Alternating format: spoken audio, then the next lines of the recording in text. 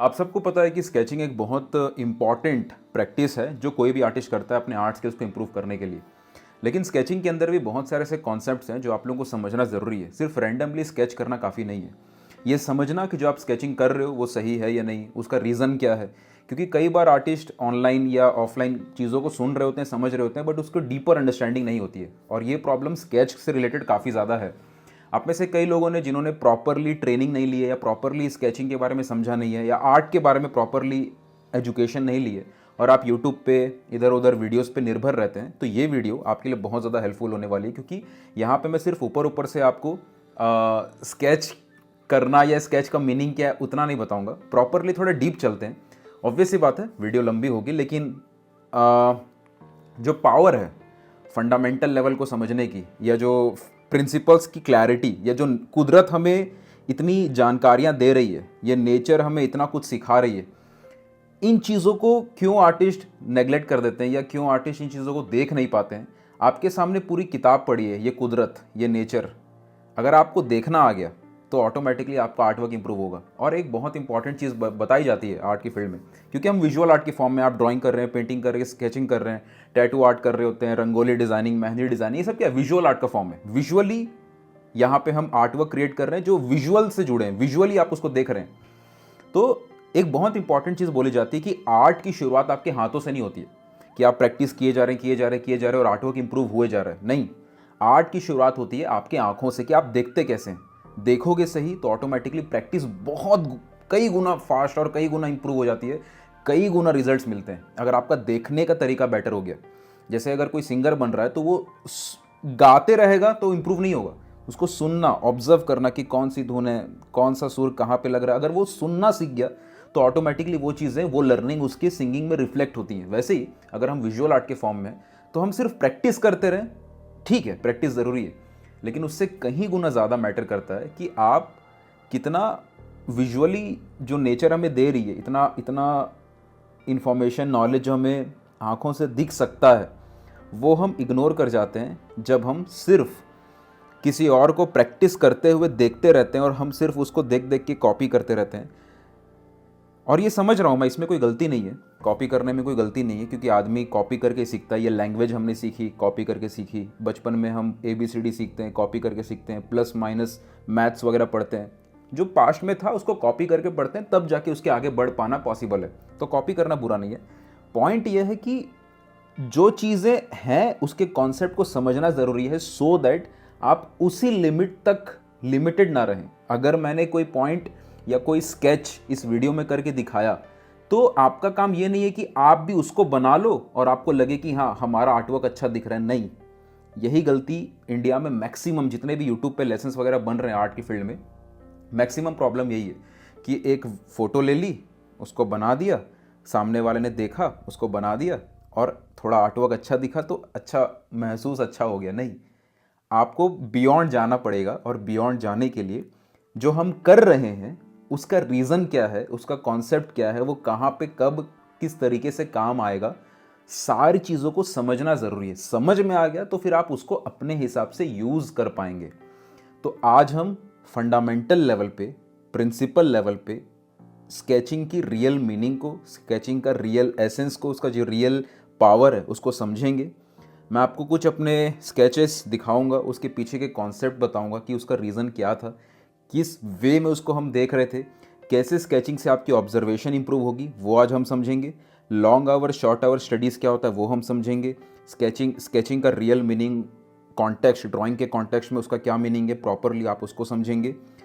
Sketching करते हुए कैसे चीज़ों को समझे कि आगे चल के वो आपकी इमेजिनेशन से आर्टवर्क बना पाने की क्षमता को बढ़ा सके, उस कॉन्सेप्ट को समझेंगे और प्रॉपर एक डीप डाइव करेंगे। इस प्रॉपर जो ये स्केचिंग का शब्द आप सुन के चलते हैं ना, स्केचिंग, थोड़ा डीपली समझेंगे, सो दैट आप ऊपर ऊपर से डेमोन्स्ट्रेशन देखते हैं, वीडियोस वगैरह देखते हैं, ठीक है, लेकिन जब तक आप डीपली नहीं जाओगे आप कैसे कुछ क्रिएट करोगे, कैसे कुछ नया वैल्यू ऐड करोगे। सब तो वही कर रहे हैं ना, हम भी स्केच कर रहे हैं, वो भी स्केच कर रहा है, वो आर्टिस्ट भी स्केच कर रहा है, सब अपने अपना स्केचिंग कर रहे हैं, बट कुछ लोग हैं जो करने के साथ साथ समझते भी हैं, डीपली उसको समझते हैं। ओके, तो ये सारे पॉइंट्स आज हम कवर करते हैं।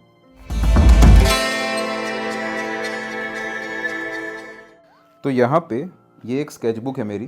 ओके, अब एक चीज़ समझिएगा कि it is not about the tools. आप कोई भी स्केचबुक ले सकते हैं, आप फोटोकॉपी का पेपर ले सकते हैं, कुछ भी ले सकते हैं। तो सबसे पहले टूल से ऊपर उठिएगा। जितने भी लोग टूल पे डिपेंड करते हैं कि हाँ मेरे को एक स्पेसिफिक पेपर मिल जाए, एक स्पेसिफिक कलर मिल जाए, उसके बाद मैं आर्टवर्क करूँगा, वो आर्ट इंप्रूव नहीं होता उससे। टूल्स का कोई रोल नहीं है। अर्निंग करने लगोगे, ग्रो करने लगोगे, आप कितना भी टूल्स ले लो, अच्छी बात है, वो आपकी चॉइस है, बट टूल पे डिपेंडेंसी नहीं होनी चाहिए। It is all about the education. आपकी लर्निंग ही आपका हथियार है असली। ओके, तो ये एक मेरा स्केचबुक है। अब यहाँ पे कुछ पॉइंट्स को समझते हुए आगे बढ़ते हैं। उसके बाद मैं आपको कुछ ओल्ड मास्टर्स के वक्त भी दिखाऊंगा कि कहाँ पे ये चीज़ें कैसे वर्क करती हैं। तो जैसे कि ये मैं एक स्टडी कर रहा था। ओके, ये काफ़ी पहले का वर्क है। तो मैं अलग अलग स्केचबुक्स में करते रहता हूँ। कभी इस पे कर लिया, कभी किसी और वर्कबुक पे कर लिया, किसी कॉपी के पीछे कर लिया। तो अलग अलग जगह पे मैं स्केचेस करते रहता हूँ और इस तरीके से प्रैक्टिस चलते रहती है। एक फ्लो रहता है, हाथ में एक फ्लो बैठ जाता है कि हमारा फ्लो रहता है। तो करते करते करते करते क्या, ये जो फ्लो है ना, ये फ्लो आना ज़रूरी है कि आपको, और ये प्रैक्टिस के साथ ही आएगा। ओके, ये फ्लो जो है ये प्रैक्टिस के साथ ही आएगा। ये जो लाइन की क्वालिटी है कि हम चाहते हैं पेन थोड़ा, अगर मान लो मैं पेन इस्तेमाल कर रहा हूँ या पेंसिल या चारकोल कुछ भी इस्तेमाल कर रहा हूँ, वो डार्क चले या लाइट चले, ये हमारे हाथ में कंट्रोल होना चाहिए कि पेंसिल चला रहे हो, पेन चला रहे हो, कुछ भी चला रहे हो, उसको कितना डार्क चलाना है, कितना लाइट चलाना है, और एक कॉन्फिडेंस होना चाहिए स्ट्रोक में। अब ये जो चीज़ें हैं ये बहुत ज़्यादा काम आती हैं। भले ही आप एक स्केच कर रहे हो तब भी, आप एक फाइनल पेंटिंग्स कर रहे हो तब भी। ओके, फाइनल पेंटिंग, जब हम एक फाइनल आर्टवर्क, एक कैनवस लिया, मान लो हमने एक पेपर लिया, उसमें हम डिटेल्ड वर्क करना चाहते हैं, फाइनल वर्क करना चाहते हैं, तब भी हम आर्टवर्क बनाते हैं। वहाँ पे हम धीरे धीरे आर्टवर्क बनाते हैं। ठीक है, धीरे धीरे आर्टवर्क बनाते हैं, उसको कंप्लीट करते हैं। जो भी हमारा आर्टवर्क है, ठीक है, जो भी हमारा आर्टवर्क है उसको धीरे धीरे कंप्लीट करते हैं, कलर करते हैं, डिटेल्स वगैरह करते हैं, जो भी है। लेकिन ये जो कैरेक्टर होता है हर सब्जेक्ट का, मान लो एक पेड़ बनाया, एक पहाड़ बनाया, ठीक है, बादल बनाया, तो उसका जो कैरेक्टर होता है, जो फील होता है, जैसे एग्जांपल देता हूँ मैं, बहुत सिंपल एग्जांपल दे रहा हूँ, समझिएगा। एक बच्चे ने बादल बनाया इस तरीके से, ठीक है, ये भी बादल है, लेकिन किसी आर्टिस्ट ने जब बादल बनाया तो प्रॉपरली वो बादल की स्टडी कर रहे हैं कि कहीं पे पतला है, कहीं पे सर्कल्स अनइवन है, कहीं पे बड़ा है, ठीक है। तो है दोनों बादल, लेकिन इसमें और इसमें काफ़ी फ़र्क आपको फील होने लगेगा। ओके, एक बच्चा पेड़ बनाता है तो वो नॉर्मल सर्कल करता है, ट्री बनाता है नॉर्मल, लेकिन जब एक आर्टिस्ट पेड़ बनाता है तो पत्तों में, हर चीज़ में एक फील होता है कि हाँ। और ये जो कॉन्फिडेंस है या ये जो एक क्विकनेस है, ये आपकी धीरे धीरे प्रैक्टिस से आती है, प्लस नेचर को ऑब्जर्व करने से आती है। जैसे हमने यहाँ पे जो पत्ते बनाए हैं या जो क्विकली स्केचेस किए हैं, वो एक फील देता है पेड़ का, जो कि ये वाला चीज़ नहीं दे सकता। तो ये जो प्रैक्टिसेस हैं ये काफ़ी ज़्यादा आपको, स्केचेस जो करते हो आप, वो काफ़ी ज़्यादा आपको हेल्प करती हैं आपके फाइनल पेंटिंग में भी। तो ये चीज़ समझनी बहुत ज़रूरी है, ठीक है। तो आगे बढ़ते हैं। अब स्केचेस में बहुत सारे टाइप्स होते हैं। टाइप्स यानी कि ये नहीं कि स्केचिंग का टाइप है कि ये अलग, इसको अलग स्केचिंग बोलते हैं, इसको अलग स्केचिंग बोलते हैं। मेनली स्केचिंग का रीज़न, जो आर्टिस्ट स्केच कर रहा है उसका क्या रीज़न है, वो बहुत ज़्यादा मैटर करता है। एग्जाम्पल के तौर पे, जब मैं इसे स्केच कर रहा था तो मेरा मेन गोल था हैचिंग करना, कि मैं पेन से कर रहा हूँ तो पेन की मूवमेंट पे ज़्यादा फोकस करूँ। ये मेरा ज़्यादा बड़ा गोल था ये वाली स्केचिंग करते वक्त। तो जैसे ही मैंने इसको रफली ड्रॉ किया, वो क्विकली मैंने यहाँ पे स्केचिंग करना शुरू कर दिया कि हाँ मैं क्विकली यहाँ पे डार्क कर रहा हूँ, कहीं पे लाइट कर रहा हूँ, ये मैं कर रहा था। लेकिन जब मैं इसको कर रहा था तो यहाँ पे मेरा गोल था इन लाइंस के ऊपर, तो इसीलिए मैंने ज़्यादा हैचिंग हर जगह नहीं की है, सिंपल लाइंस के ऊपर, कि मैं ये जो ब्रांचेस बना रहा हूँ वो ब्रांचेस में कितना फील आ रहा है। ओके, ये ब्रांचेस में कितना फील है कि वो मोटी सी पतली होती जा रही हैं और एक रियल नेचर का फील दे रही हैं, ठीक है। नॉर्मली अगर कोई ब्रांच बनाता है तो वो ऐसे भी बना सकता है, ऐसे ऐसे करके भी बना सकता है, धीरे धीरे आउटलाइन कर करके, लेकिन इसमें और इसमें फील अलग है। ओके, यहाँ पे जब हम पेन चला रहे हैं, पेंसिल चला रहे हैं, तो ये लाइन मोटी हो रही है, पतली हो रही है, ये सब भी फील आता है। इसमें और इसमें एक मैच्योरिटी का फ़र्क दिखेगा आपको। ओके, इस लाइन में और इस लाइन में फ़र्क दिखेगा, और ये फ़र्क आप स्केचिंग कर करके ही पाते हैं। बट द पॉइंट इज़ कि स्केचिंग करने के रीज़न आपको पता हो कि क्या कर रहे हो आप। ओके, और स्केचिंग मेनली दिखाने के लिए नहीं होती है, चलो दिखा सकते हैं, डिस्प्ले कर सकते हैं, बट मेनली हम जो प्रैक्टिस कर रहे होते हैं वो असली कहानी है कि हम अपने आप को क्या समझा रहे हैं। यहाँ पे मैं 100 गलती कर सकता हूँ, ये स्केचबुक में मैं पूरा कचरा करके भर सकता हूँ, लेकिन वो मेरे लिए है कि मैं क्या समझ रहा हूँ उससे, मेरी क्या अंडरस्टैंडिंग है। यहाँ पे मैं पेन से कर रहा हूँ, रफली ट्राई कर रहा हूँ, इसमें 100 चीज़ें एक्सपेरिमेंट कर रहा हूँ, तो ये दिखाने के लिए नहीं है किसी को कि देखो देखो मैंने स्केचिंग करी। ये मेरी नॉलेज के लिए कि मैं देखता हूँ, ट्राई कर रहा हूँ कि ये मेरे पास एक नया टाइप का टूल आया है, एक्सपेरिमेंट करते हैं कैसे चल रहा है। तो ये एक्सपेरिमेंटेशन, तो एक चीज़ जो हमने समझी कि एक्सपेरिमेंटेशन आपका बहुत ज़्यादा होता है स्केच करते समय, तो ये चीज़ें आप लोगों को क्लियर रहेंगी। इसके अलावा कई बार हम स्केच कर रहे होते हैं अलग अलग टूल पे, जैसे हमारा स्केच विथ मी का लेसन भी चलता है, तो इसमें हमने ये वाला डेमो दिया भी था, तो वो मेरे चैनल पे आपको मिल जाएगा स्केच विथ मी की सीरीज़ में। तो यहाँ पे हम प्रैक्टिकली स्केचेस कर रहे थे, आप भी मेरे साथ साथ स्केचेस कर रहे थे। तो यहाँ पे मेरे पास एक पेन था, कलर्ड पेन से हम ये एक्सपेरिमेंट कर रहे थे मार्कर से। ओके, तो ये मार्कर्स मैंने कभी यूज़ नहीं किए थे, तो मैं एक्सपेरिमेंट कर रहा था। तो ये एक्सपेरिमेंटेशंस वगैरह चलते रहते हैं स्केचेस वगैरह में, हम ये एक्सपेरिमेंट्स करते रहते हैं। कई बार क्या होता है कि हम कुछ नया आइडिया लाने की कोशिश करते हैं, कुछ नए थॉट्स हमारे दिमाग में आ रहे होते हैं। कई बार हम कुछ अपनी फ़िलॉसफ़ी या लाइफ के एग्जांपल्स हैं उसको ट्राई कर रहे होते हैं। तो जब हम ये सारी चीज़ें कर रहे होते हैं तो कुछ नया नया भी एक्सपेरिमेंट करते हैं। जैसे ये, अब ये पता नहीं क्या है, बस मैं एक्सपेरिमेंट कर रहा था कि चलो देखते हैं, कुछ चीज़ें मेरे दिमाग में चल रही है, कुछ शेप्स मेरे दिमाग में चल रहे हैं, एक्सपेरिमेंट करके देखते हैं। तो एक्सपेरिमेंटेशन चलते रहता है। यहाँ पे हमने थोड़े से ज़्यादा हैचिंग वगैरह के ट्राई किया, तो एक फ़्लो के ऊपर ही काम था तो वही किया, तो इसका भी डेमोन्स्ट्रेशन हमने डाला ही था यूट्यूब पे। तो मेनली स्केचिंग की कहानी ये है कि हम कुछ ना कुछ एक्सपेरिमेंट करते रहते हैं, और हमारा जो ये वाला चीज़ है, ये जो फ़र्क है लाइन की क्वालिटी का फ़र्क, वो हमारा धीरे धीरे धीरे धीरे बेटर होता जाता है। तो हर स्केच में फिर स्केच को देख के समझ में आ जाता है कि सामने वाले ने कितनी प्रैक्टिस करी है। किसी की फाइनल पेंटिंग को देखने की ज़रूरत नहीं पड़ती, स्केच देख के समझ में आ जाता है कि सामने वाले का प्रैक्टिस कितना है। तो इसीलिए स्केचिंग की प्रैक्टिस करने को बोला जाता है। बट अब कहानी क्या है? कहानी यह है कि अब मैं दिन भर बैठ के स्केच करता रहूँ, कुछ कुछ कुछ कुछ बनाता रहूँ, तो क्या स्केच इम्प्रूव होता जाएगा? नहीं। उसके लिए एक चीज़ समझनी ज़रूरी है कि जब हम स्केच भी करते हैं तो कुछ फंडामेंटल्स हमारे क्लियर होने ज़रूरी हैं। अब फंडामेंटल्स क्या हैं? फंडामेंटल यानी कि कुछ बुनियादी चीज़ें। यहाँ पे मैं पेड़ बना तो रहा हूँ, ठीक है, मैं ब्रांचेस की प्रैक्टिस कर रहा हूँ, तो मेरा ध्यान कहाँ पे है? आप बताओ, मेरा ध्यान कहाँ पे है? मेरा ध्यान ये है कि जो ब्रांचेस हैं उसमें फील आ रहा है कि नहीं। अगर मैं एक मोटे ब्रांच से मैंने शुरू किया और धीरे धीरे उसको मैं पतला कर रहा हूँ, ओके, तो कुछ ब्रांच, जैसे कुछ ब्रांचेस होते हैं जो थोड़े से स्मूथ होते हैं, इस तरीके से थोड़े राउंड राउंड आपको दिखेंगे, ठीक है, थोड़े से राउंड राउंड आपको दिखेंगे, इस तरीके से थोड़ा राउंडनेस उसमें होगा। लेकिन कुछ ब्रांच होंगे इस टाइप से जिसमें थोड़ा सा शार्पनेस होगी, थोड़ी शार्पनेस होगी। तो अब क्या है, अलग अलग अलग अलग पेड़ में अलग अलग अलग अलग टाइप के ब्रांचेस हैं, अलग अलग पत्तियां हैं। कुछ पत्तियां आपको इस तरीके से लंबी पत्तियां दिखेगी, कुछ पत्तियां आपको गोल सी दिखेंगी, कुछ छोटी पत्तियां दिखेंगी। तो अलग अलग अलग अलग पत्तियां हैं। ऐसी दुनिया में हर चीज़ है, हर चीज़ में अलग शेप्स हैं, अलग फील है। तो ये जो अलग फील है, इसकी प्रैक्टिस या इसका प्रैक्टिस करने से हमें उसका जो कैरेक्टर है वो मिलता है।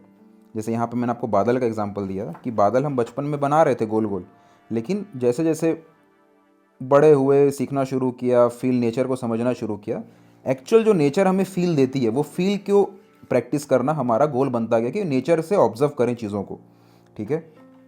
तो अब मेरा ध्यान है इस फील को पाने में कि ये राउंडनेस वाला पेड़ है, इसके ब्रांचेस में राउंडनेस ज़्यादा है कि शार्पनेस ज़्यादा है, ठीक है। लाइन की क्वालिटी में देख रहा हूँ कि ऐसे आउटलाइन टाइप का ना बनाऊँ, एक फ़्लो होना चाहिए, ठीक है, एक स्मूथनेस, एक फ़्लो, कॉन्फिडेंस दिखता है आपके लाइंस में। जब आप बहुत प्रैक्टिस करते हो तो ये लाइंस में कॉन्फिडेंस दिखता है। आप जब हैचिंग भी करते हो तो इसमें कॉन्फिडेंस दिखता है। तो ये कॉन्फिडेंस आता है प्रैक्टिस से, और ये चीज़ों को हम फोकस कर रहे हैं। जब मैं इन प्लांट्स को या ट्रीज़ को या किसी भी चीज़ को, ट्री हो, पत्थर हो, जानवर हो, इंसान हो, कुछ भी हो, मैं इन चीज़ों को ध्यान दे रहा हूँ कि हाँ, इसका नेचर कैसा है, इसका कैरेक्टर कैसा है, इस प्लांट का कैरेक्टर कैसा है, वो जो फील है वो ट्राई कर रहा हूँ। लेकिन अब प्रॉब्लम कहाँ पे आती है? प्रॉब्लम आती है कि जब हम इस फील को लाते वक्त हमारे फंडे क्लियर ना हो। एग्जाम्पल के तौर पे अगर हमारा प्रपोर्शंस क्लियर नहीं है, ठीक है, अगर हमारा क्या क्लियर नहीं है, प्रोपोर्शंस,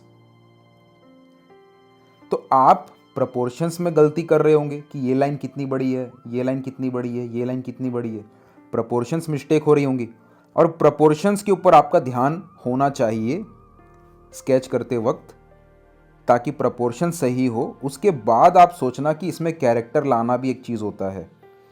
प्रॉब्लम तब होती है जब आपका प्रपोर्शन मिस्टेक हो रहा हो और आप सोच रहे हैं कि मैं लाइन की क्वालिटी को कम ज़्यादा करूं, इसमें मैं क्विक हैचिंग करूं, मैं क्रॉस हैचिंग करूं, इसमें मैं फील लाऊं, ये सब आप दिमाग लगा रहे हो। लेकिन आप पता चल रहा है कि आपका फंडामेंटल प्रॉब्लम है कि आपका प्रपोर्शन ही सही नहीं हो रहा। तो पहले फोकस करो प्रपोर्शन सही करने का। उस केस में आप अगर धीरे धीरे भी बना रहे हो, लेकिन ट्राई कर रहे हो कि चीज़ें सही जगह पे आएँ, ओके। अगर मैं एक ब्रांच है मान लो, वो ब्रांच को मैं नॉर्मल बना रहा हूँ कि ये यहाँ तक आएगा, ये यहाँ तक आ रहा है, फिर एक ब्रांच यहाँ तक गई, फिर ये ऐसे ऐसे करके इतना बड़ा यहाँ पे है, फिर ये इसकी लंबाई इतनी बड़ी है, इसकी लंबाई इतनी बड़ी है, इसकी लंबाई इतनी बड़ी है। तो यहाँ पे अगर मैं बेसिक लेवल पे, चलो थोड़ा बहुत ऊपर नीचे होगा प्रपोर्शंस, लेकिन एक बेसिक लेवल पे प्रपोर्शंस मेरे सही होते हैं और मैं कॉन्फिडेंटली प्रपोर्शन सही कर रहा हूँ, तब जाके जो मेरा नेक्स्ट लेवल होगा कि अब मैं इसी चीज़ को थोड़ा सा फ्लो के साथ, थोड़ा सा इसके कैरेक्टर्स को समझते हुए करने का सोच सकता हूँ। लेकिन अगर ये प्रपोर्शन ही गलत हो रहा है तो मैं कितना भी फ्लो, इमोशन, ये सब ट्राई कर लूँ, कभी भी इम्प्रूव नहीं होगा। तो स्केच करते समय पहले समझो कि किसी ने अगर आपको बोल दिया कि स्केचिंग करने से आपका लाइन क्वालिटी इंप्रूव हो जाता है, स्केचिंग करने से आपकी स्पीड इंप्रूव हो जाती है, तो इसका मतलब ये नहीं कि आप स्पीड इंप्रूव करने के लिए ही स्केचिंग किए जा रहे हो या लाइन क्वालिटी को इंप्रूव करने के लिए ही स्केचिंग करे जा रहे हो। पहले आपके फंडे क्लियर होने चाहिए, बेसिक फंडा। एग्जाम्पल प्रपोर्शंस, या जो लाइन्स हैं या जो एंगल्स हैं।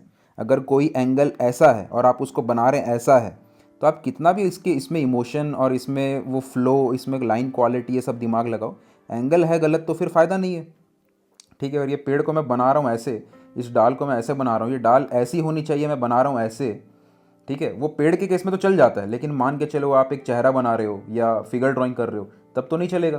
पैर यहाँ पे आप इधर बना रहे हो, सिर नाक इधर है आप इधर बना रहे हो, तो एंगल गलत हो गया। प्रपोर्शंस गलत माने कि ये जितना बड़ा है इसके कंपैरिजन में ये कितना बड़ा है, इसके कंपैरिजन में ये कितना बड़ा है। अगर यही मिस्टेक हो रही है तो कितना भी फ्लो, लाइंस, क्वालिटी, ये सब कितना भी दिमाग लगाओ नहीं होगा।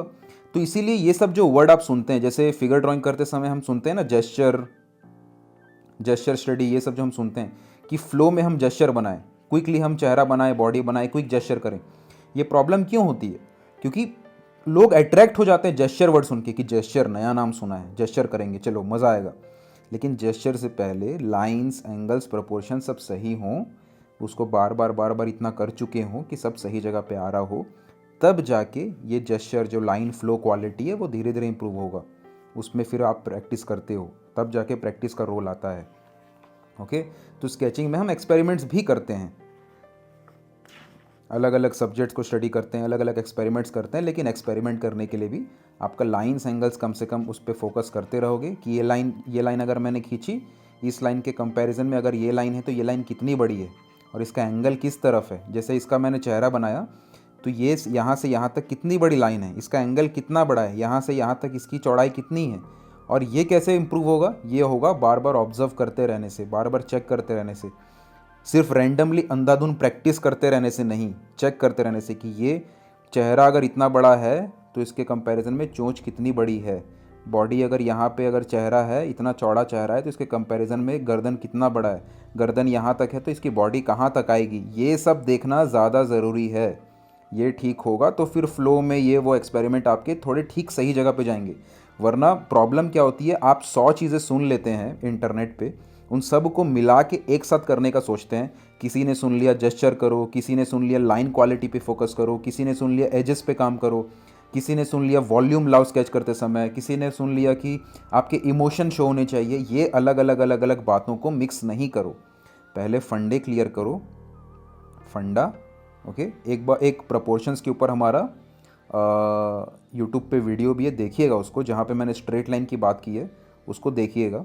तो प्रपोर्शन वाले पॉइंट आपके वहाँ थोड़े और क्लियर हो जाएंगे। उसके बाद प्रपोर्शंस, लाइन्स, एंगल्स पे फोकस जब आप बार बार कर रहे होगे, तो ये जब स्केचिंग करोगे तो आप अलग अलग चीज़ों पे ध्यान लगा पाओगे। आप ध्यान लगा पाओगे कि आज मुझे ना स्केचिंग हैचिंग के ऊपर ज़्यादा फोकस करना है, आज मुझे ना लाइन क्वालिटी पे ज़्यादा फोकस करना है, आज मुझे ना कॉम्पोजिशन की प्रैक्टिस ज़्यादा करनी है। तो अलग अलग चीज़ें आप तभी कर पाएंगे स्केचिंग के अंदर जब ये बेसिक्स आपके सुपर स्ट्रॉन्ग हों।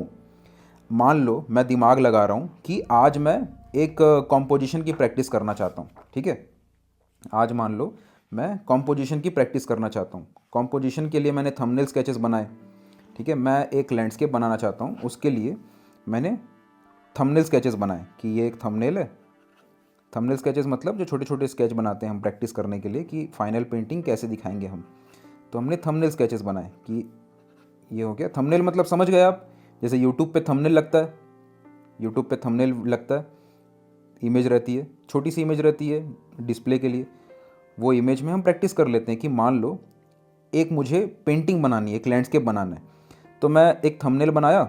मैंने बोला यहाँ पे हॉरिजॉन्टल लाइन ले लूँगा, यहाँ पे ऐसे करके पहाड़ ले लूँगा, यहाँ पे रास्ते हो जाएंगे, यहाँ पे मैं बादल ले लूँगा, ठीक है, यहाँ पे सूरज ले लेता हूँ। तो मैंने बोला कि ये वाला कॉम्पोजिशन थोड़ा बोरिंग लग रहा है मेरे को, तो मैं काम करता हूँ, ये जो हॉरिजॉन्टल लाइन है इसको थोड़ा ऊपर करके देखता हूँ, यहाँ ले लेता हूँ, ठीक है, और पहाड़ को थोड़ा ज़्यादा ले लेता हूँ और बादल थोड़े कम ले लेता हूँ, ठीक है। और मेनली मैं फोकस करता हूँ ज़मीन वाले एरिया पे कि मैंने यहाँ पे घर बना दिया, रास्ते बना दिए, ठीक है, थोड़े से वैलीज़ वगैरह बना दी, यहाँ पे नदी बना दिया। तो ऐसे करके मैं रफली थंबनेल बना के देख रहा हूँ कि अब मैं पेंटिंग बनाऊँ तो ये वाला ज़्यादा फील कर रहा है अच्छा, या ये वाला ज़्यादा फील कर रहा है। ऐसे करके मैं और प्रैक्टिस कर सकता हूँ और थंबनेल्स बना सकता हूँ कि अब मैं काम करता हूँ, ये वाला जो हॉरिजॉन्टल लाइन है इसको एकदम ही नीचे ले लेते हैं, एकदम ही नीचे ले लेते हैं, पहाड़ भी एकदम नीचे ले लेते हैं, और ज़्यादा ना क्लाउड्स पे फोकस करता हूँ मैं कि क्लाउड्स बनाऊँगा, यहाँ पे सन दिखा देता हूँ, यहाँ पे ना एक पेड़ दिखा देता हूँ। तो अब यहाँ पे क्या हो रहा है, मैं थंबनेल की स्टडीज़ कर रहा हूँ कि मुझे फाइनल पेंटिंग के लिए कौन सा कॉम्पोजिशन ज़्यादा विजुअली अच्छा लग रहा है। अब आप सोच के देखो मैं यहाँ पे क्या दिमाग लगा रहा हूँ, मैं दिमाग लगा रहा हूँ कॉम्पोजिशन पे कि कहीं पे ये पेड़ ले लूँ क्या, कहीं पे घर ले लूँ क्या, हॉरिजॉन्टल लाइन ऊपर कर दूँ क्या, नीचे कर दूँ क्या। मेरा दिमाग चल रहा है इन चीज़ों पे। अगर इसको करते समय मुझे ये भी सोचना पड़े कि ये घर की लाइन इतनी बड़ी होनी चाहिए क्या, ये घर की चौड़ाई कम होनी चाहिए क्या, ये आसमान में बादल बन रहा है तो बादल का कैरेक्टर फील हो रहा है कि नहीं, उसके लिए मेरे लाइंस एंगल सही है कि नहीं है, ठीक है, रास्ता अगर मैं रास्ता बना रहा हूँ तो रास्ता का लाइंस एंगल सही है कि नहीं। अगर मेरे को ये सब भी सोचना पड़ रहा है, जब मैं ऑलरेडी बिजी है मेरा दिमाग ये सोचने में कि कॉम्पोजिशन कहाँ पे आएगी, चीज़ें कहाँ पे अच्छी लगेंगी विजुअली, व्यूअर को, एक व्यूअर इसको देख रहा है तो व्यूअर को क्या फील होगा, वो सब मैं दिमाग लगा रहा हूँ। और उसके बीच में मुझे ये फंडामेंटल चीज़ें सोचनी पड़े कि लाइन कितनी बड़ी है, एंगल कैसा होगा, इसका एंगल कहाँ जा रहा है। अगर मुझे ये सब सोचना पड़े तो कभी भी मैं थंबनेल प्रैक्टिस नहीं कर पाऊँगा या मैं फाइनल पेंटिंग के बारे में इम्प्रूवमेंट नहीं ला पाऊँगा। इसीलिए आपके फंडे, आपका जो फंडा है, ये that is the importance of fundamental, कि ये क्लियर होने ज़रूरी हैं। आपके लाइंस, एंगल्स, प्रपोर्शंस, ये सब पॉइंट्स क्लियर होने ज़रूरी हैं। डार्कनेस लाइटनेस की अंडरस्टैंडिंग कि कौन सी चीज़ कितनी डार्क है, कौन सी चीज़ कितनी लाइट है, ओके। इसलिए मैं जब यहाँ पे रफ हैच भी कर रहा हूँ तो मेरे को आइडिया है कि हाँ मैं इसको थोड़ा ज़्यादा डार्क दिखाऊंगा, ये फ्रंट एरिया को थोड़ा सा कम से कम इतना डार्क दिखाऊंगा, ठीक है। ये हाउस का टॉप को मैं थोड़ा डार्क दिखाता हूँ, इसके घर में ज़्यादा लाइट दिख रही तो हल्का सा इसको डार्क रखता हूँ, ठीक है।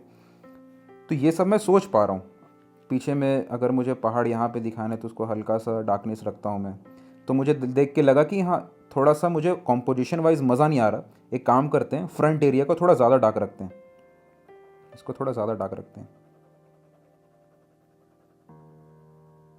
तो एक आइडिया मिल रहा है कि हाँ फ्रंट एरिया थोड़ा ज़्यादा डार्क हुआ तो ओवरऑल मुझे ये कॉम्पोजिशन पसंद आ रही है, ठीक है। मेरी फाइनल पेंटिंग में मैं डार्कनेस ज़्यादा रखूँगा आगे के एरिया में, ये सब मैं सोच रहा हूँ। तो ये डार्कनेस लाइटनेस की क्लैरिटी, लाइन्स, एंगल्स, प्रपोर्शन ये क्लियर होंगे तब मेरे ये सारे स्केचेस और ये सारे अलग अलग थॉट्स काम के हैं कि कहीं पे मैं थंबनेल स्केच कर रहा हूँ कॉम्पोजिशन डिसाइड करने के लिए, कि कौन सी चीज़ कहाँ पे आएगी। कभी मैं लाइन क्वालिटी पे फोकस कर रहा हूँ, कहीं मैं हैचिंग के ऊपर ज़्यादा फोकस कर रहा हूँ कि मेरा फ्लो ज़्यादा प्रैक्टिस हो जाए। कहीं पे मैं लाइन क्वालिटी पे ज़्यादा फोकस कर रहा हूँ कि पतली मोटी लाइन की क्वालिटी अलग मैं देख सकूँ, जैसे यहाँ पे लाइन मोटी है, यहाँ पे लाइन पतली है, मैं ये सब देख सकूँ। कहीं पे मैं टूल के एक्सपेरिमेंट कर रहा हूँ, कहीं पे मैं अलग अलग कलर मीडियम या कुछ एक्सपेरिमेंट कर पा रहा हूँ।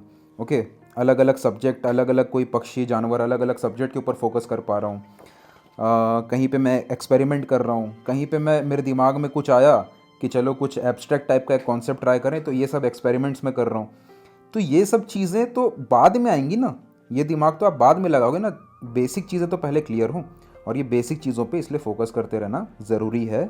सिर्फ स्केचिंग में और ये सारी चीज़ें, इमेजिनेशन, स्टोरी और ये सब चीज़ें सुन के अट्रैक्ट नहीं होना है, ठीक है। अब आज इस वीडियो में मैं थोड़ा सा आपको इस स्केच के बारे में डेमो करके दिखाऊंगा, प्लस कुछ इसके पीछे के रीजंस मैं आपको बताऊंगा कि मैं क्या कर रहा हूँ, क्यों कर रहा हूँ। क्लियर? अच्छा, अगर आप एज एन आर्टिस्ट बहुत ज़्यादा सीरियस हैं तो हमने आपके लिए एक और गिफ्ट यहाँ पे दिया है। एक ऐसी ई बुक हमने डिज़ाइन की है जिसमें हमने 7 ऐसे मेजर मिस्टेक्स कवर किए हैं जिससे आपको बचना है as an artist, so that आपकी ग्रोथ, आपकी प्रोडक्टिविटी बढ़ सके। और ये बुक अभी हम लोग फ्री शेयर कर रहे हैं शुरू के 1000 लोगों के लिए। तो अगर आप इस वीडियो को देख रहे हैं तो डिस्क्रिप्शन में और पिन कमेंट में आपको फॉर्म फिलअप का लिंक मिल जाएगा। उसमें कुछ क्वेश्चंस हैं, उसको फिलअप करते ही ये e book as a free gift आप तक पहुँच जाएगी और आप उसको इस तरीके से प्रिंट आउट करा के अपने साथ रख सकते हैं।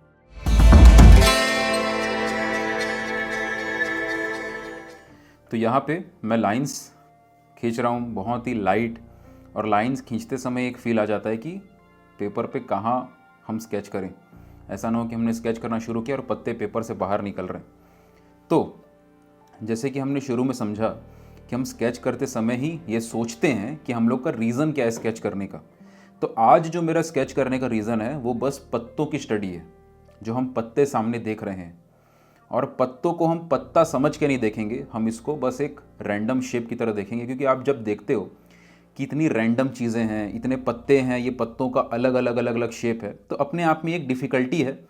तो यहाँ पे मैंने पहले ये गमले को ड्रॉ किया। अब मेरा गमले की स्टडी मेरा यहाँ पे फोकस नहीं है, तो मैं रफली बेस के लिए ये गमला बना दूंगा, क्योंकि गमला का उतना ज़्यादा यहाँ पे रोल नहीं है, उसकी स्टडी उतनी मुश्किल नहीं है और यहाँ पे मेरा फोकस वो है भी नहीं। बट रफली मैंने गमला बना दिया। लेकिन आज मैं मेनली फोकस करूँगा पत्तों के ऊपर।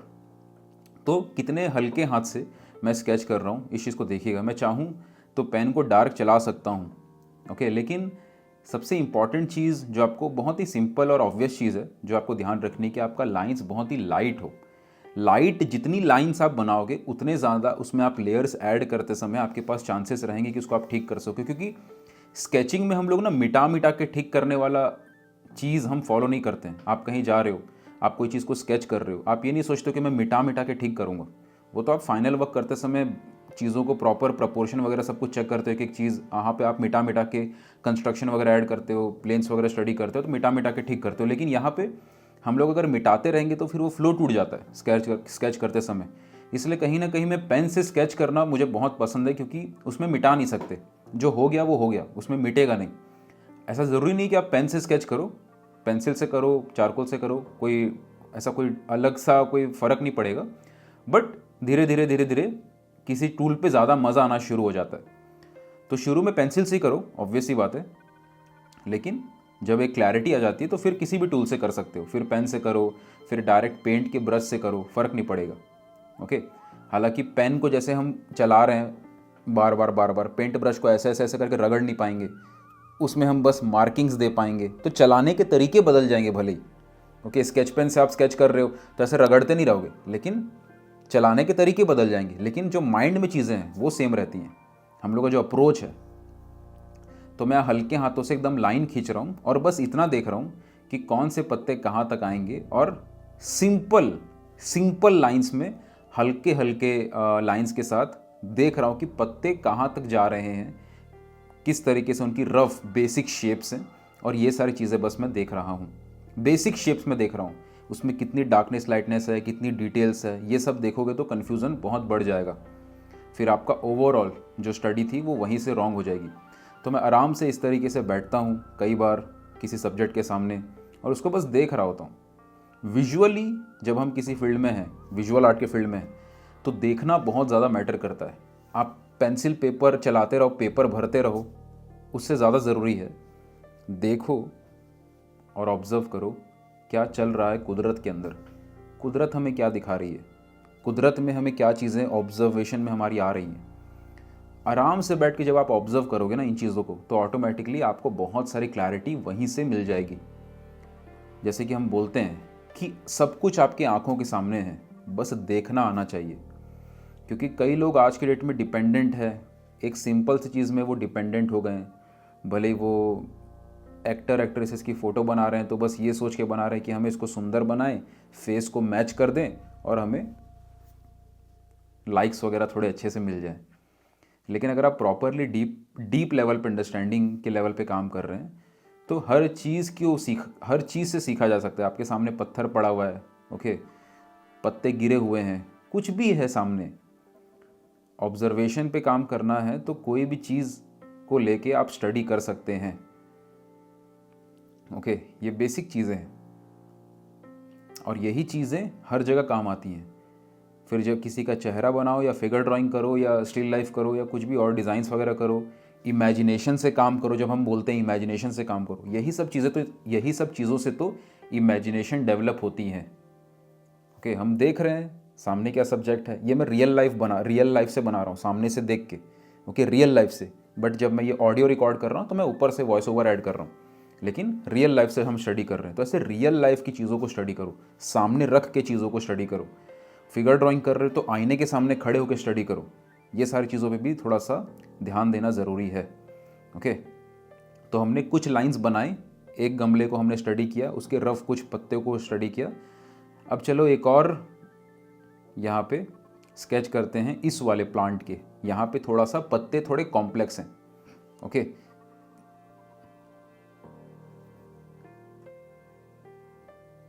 तो हम रफली इसको बना रहे हैं, बहुत ही हल्के हाथों से, बहुत ही सिंपल हाथों से हम इसको बना रहे हैं। ओके, एकदम लाइट लाइन, बिल्कुल भी हड़बड़ाना नहीं है, बहुत ही सिंपल वे में करना है।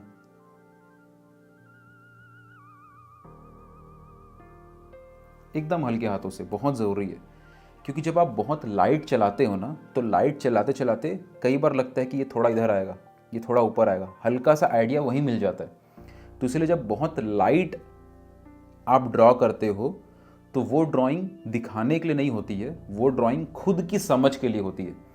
कई बार आर्टिस्ट थोड़ा सा डार्क कर देते हैं ये सोच के कि लाइंस अच्छे से दिख नहीं रही है, तो मुझे थोड़ा डार्क करना चाहिए ताकि सबको दिखाई दे। जो इनिशियल लाइंस होती हैं, जो इनिशियल हम मार्क्स कर रहे होते हैं, जो इनिशियल हम लोग ऑब्जर्व कर रहे होते हैं, वो दिखाने के लिए नहीं होता, वो बस अपनी अंडरस्टैंडिंग के लिए होता है कि हम लोग सही जगह पे कर रहे हैं कि नहीं। क्योंकि जब थोड़ा सा एक हल्का सा लाइन खिंचाता है जो सिर्फ हमें दिख रहा होता है, तो कहीं ना कहीं एक फील आ जाता है कि सही दिख रहा है कि नहीं दिख रहा है। तो इसीलिए इस रीज़न से भी लाइंस को बहुत लाइट रखा जाता है, ताकि आप उसके ऊपर और डार्कर लेयर्स ऐड कर सको, जब आपको एक बेटर आइडिया हो कि हमारा लाइन सही जगह पे जा रहा है कि नहीं जा रहा है। ओके, तो यहाँ पे जब हम पत्तों को देख रहे हैं तो पत्ते कॉम्प्लेक्स दिख रहे हैं, कॉम्प्लिकेटेड से पत्ते दिख रहे हैं। तो इसीलिए हम क्या कर रहे हैं, पहले सिंपल शेप्स देख रहे हैं कि कौन सा पत्ता कहाँ है, कौन सा पत्ता कहाँ जाएगा। और इसलिए बार बार कुदरत के सामने, जैसे ये वाला शेप आप देखो, इसका शेप कैसा है, ठीक है, यहाँ से यहाँ तक लाइंस गई, ये स्ट्रेट लाइन, यहाँ से स्ट्रेट लाइन, यहाँ से straight line, simple. Outer package कैसा है इसका, गमले से पत्ते निकले, यहाँ से यहाँ तक गए, यहाँ से यहाँ तक गए, यहाँ से यहाँ तक गए। पहले ये चीज़ को पैकेजिंग कर देते हैं अपन, अंदर में कितने सारे पत्तियां हैं, कितने सारी डालियां हैं, ये सब को छोड़ देना। और ये एक अप्रोच है, यहाँ पे सिर्फ मैं प्लांट्स की बात नहीं कर रहा हूँ, ये एक अप्रोच है। और ये हम नॉर्मल लॉन्गर जो हम ड्राइंग करते हैं, जिसमें हम प्रॉपरली डिटेल लेवल तक ड्रॉ करते हैं, वहाँ भी इसी अप्रोच को हम दिमाग में रख के काम करते हैं। और इसी अप्रोच को हम स्केचिंग करते समय भी दिमाग में रखते हैं, क्योंकि ये फंडामेंटल चीज़ है।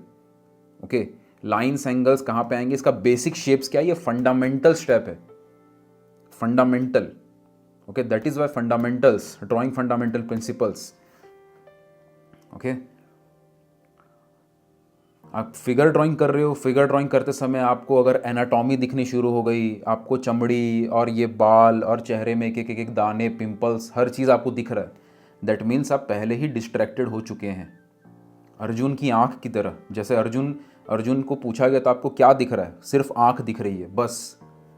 बाकी लोगों ने वो सोचा कि हम 100 चीज़ें और बताएंगे, आंख दिख रही है, पक्षी दिख रही है, पक्षी दिख रहा है, बादल दिख रहे हैं, पत्ते दिख रहे हैं, पत्तों के पीछे फल लगा है वो दिख रहा है। जब सब कुछ आदमी बताता है तो उससे बस उसका डिस्ट्रैक्शन दिखता है, ये नहीं दिखता कि हाँ ये इसकी आंखें बहुत तेज है तो सब कुछ देख रहा है, कितना फोकस्ड है।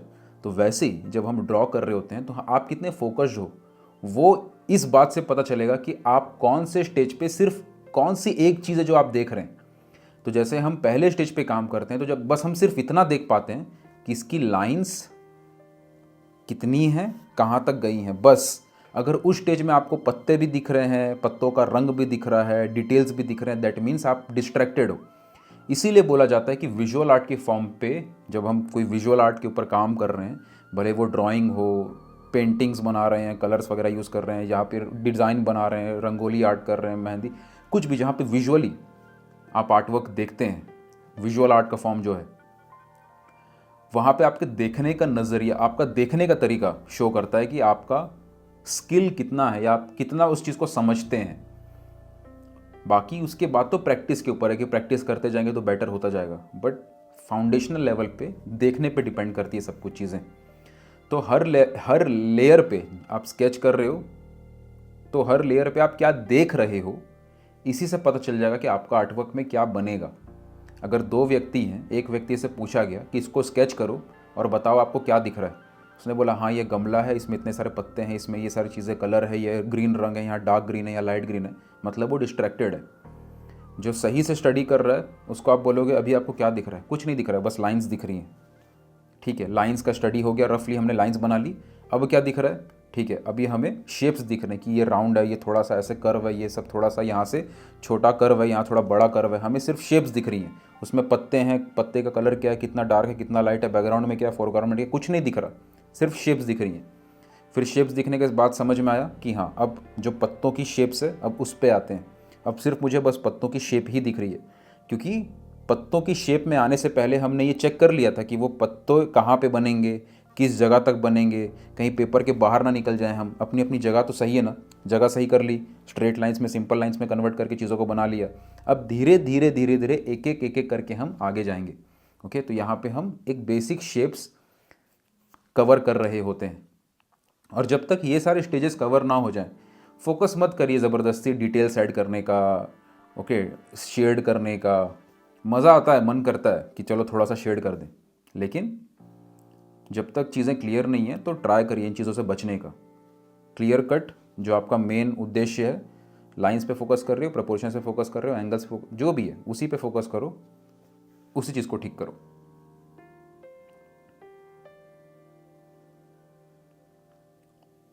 हल्का हल्का यहाँ पे थोड़ा थोड़ा पत्तों की शेप को मैं यहाँ पे अब ड्रॉ कर रहा हूँ हल्के हाथों से, देखने के लिए कि हाँ पत्ते के शेप्स कैसे दिख रहे हैं। यहाँ पे ओवरऑल जो हमारे सामने प्लांट है वैसा ही वाला फील हमें हल्का फुल्का मिल रहा है कि नहीं मिल रहा है।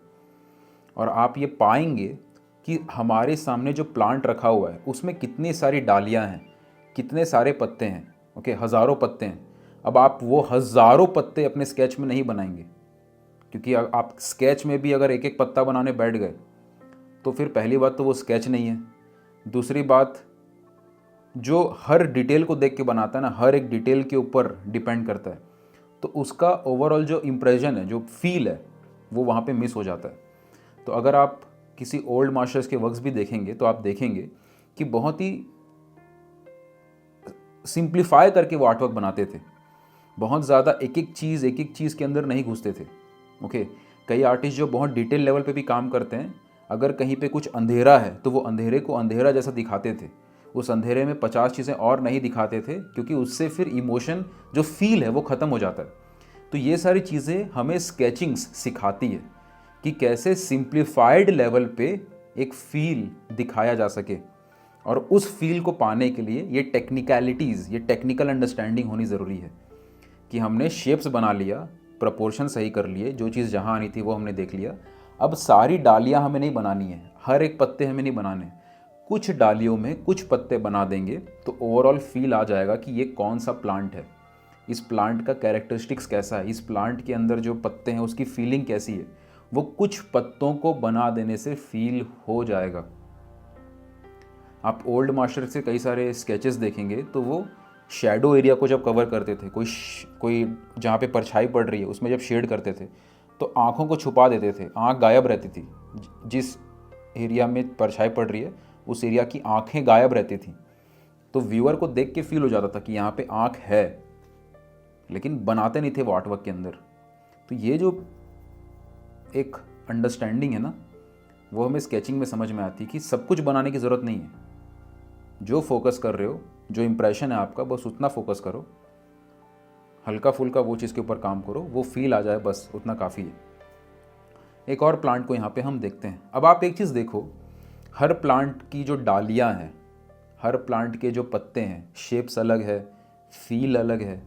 ओके, ऑब्वियस सी बात है, हम दुनिया में हर प्लांट को नहीं बना पाएंगे, कई करोड़ों स्पीसीज होंगी प्लांट्स में, हर पत्ते हर डाली को हम नहीं बना पाएंगे।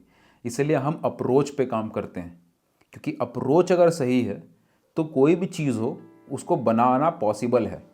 और अगर अप्रोच सही नहीं है और आप हर सब्जेक्ट पे डिपेंड कर रहे हो कि हाँ इसका चेहरा ऐसा दिख रहा है, उसका चेहरा ऐसा दिख रहा है, हर चेहरे के लिए अलग अलग से प्रैक्टिस कर रहे हो, तो फिर तो कई करोड़ों चेहरे हैं, कब तक आप सबको प्रैक्टिस करते रहोगे। इसलिए एक अप्रोच पे काम किया जाता है कि ये माइंडसेट रखना है, ये तरीका होना चाहिए, ये अप्रोच होना चाहिए, सो दैट कोई नया चेहरा भी आ जाए, कोई नया डाली, कोई नया पक्षी, कोई नया पत्ते के पैटर्न्स कुछ भी आपको नेचर में मिल जाए, आप हर चीज़ को सेम अप्रोच के साथ फॉलो कर पाएँ।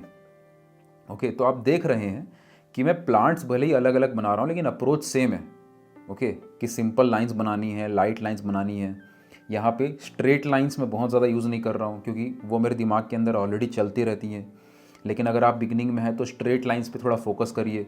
क्या होता है स्ट्रेट लाइंस, इसके ऊपर हमने एक प्रपोर्शन के ऊपर वीडियो बनाया भी था, देख लीजिएगा, थोड़ा सा इसको देख लीजिए, उसके बाद देख लीजिएगा। लेकिन कुल मिला के उसका रीज़न क्या था उस वीडियो में आपको बताया भी जाएगा। लेकिन रीज़न ये रहता है कि राउंड से ज़्यादा या कर्व से ज़्यादा स्ट्रेट लाइन को ऑब्जर्व करना ज़्यादा आसान होता है। तो अगेन रफली मैंने गमला बना दिया क्योंकि गमला मेरा फोकस नहीं है, यहाँ पे उसकी डाल और पत्तियाँ मेरा फोकस है। तो अब मैं फोकस करूँगा, गमला बना दिया बेस के लिए कि हाँ यहाँ से प्लांट शुरू हो रहा है, उसके बाद मैं फोकस कर रहा हूँ उसकी डालियों के ऊपर। हल्के हाथों से प्लेसमेंट पहले ठीक करते हैं कि कौन सी चीज़ कहाँ पे जा रही है, कौन सा डाली कहाँ पे जा रहा है, उसके प्रोपोर्शंस क्या हैं। ये बेसिक चीज़ें हमने पहले हल्के हाथों से सेट करी, बहुत ही हल्के लाइंस के साथ।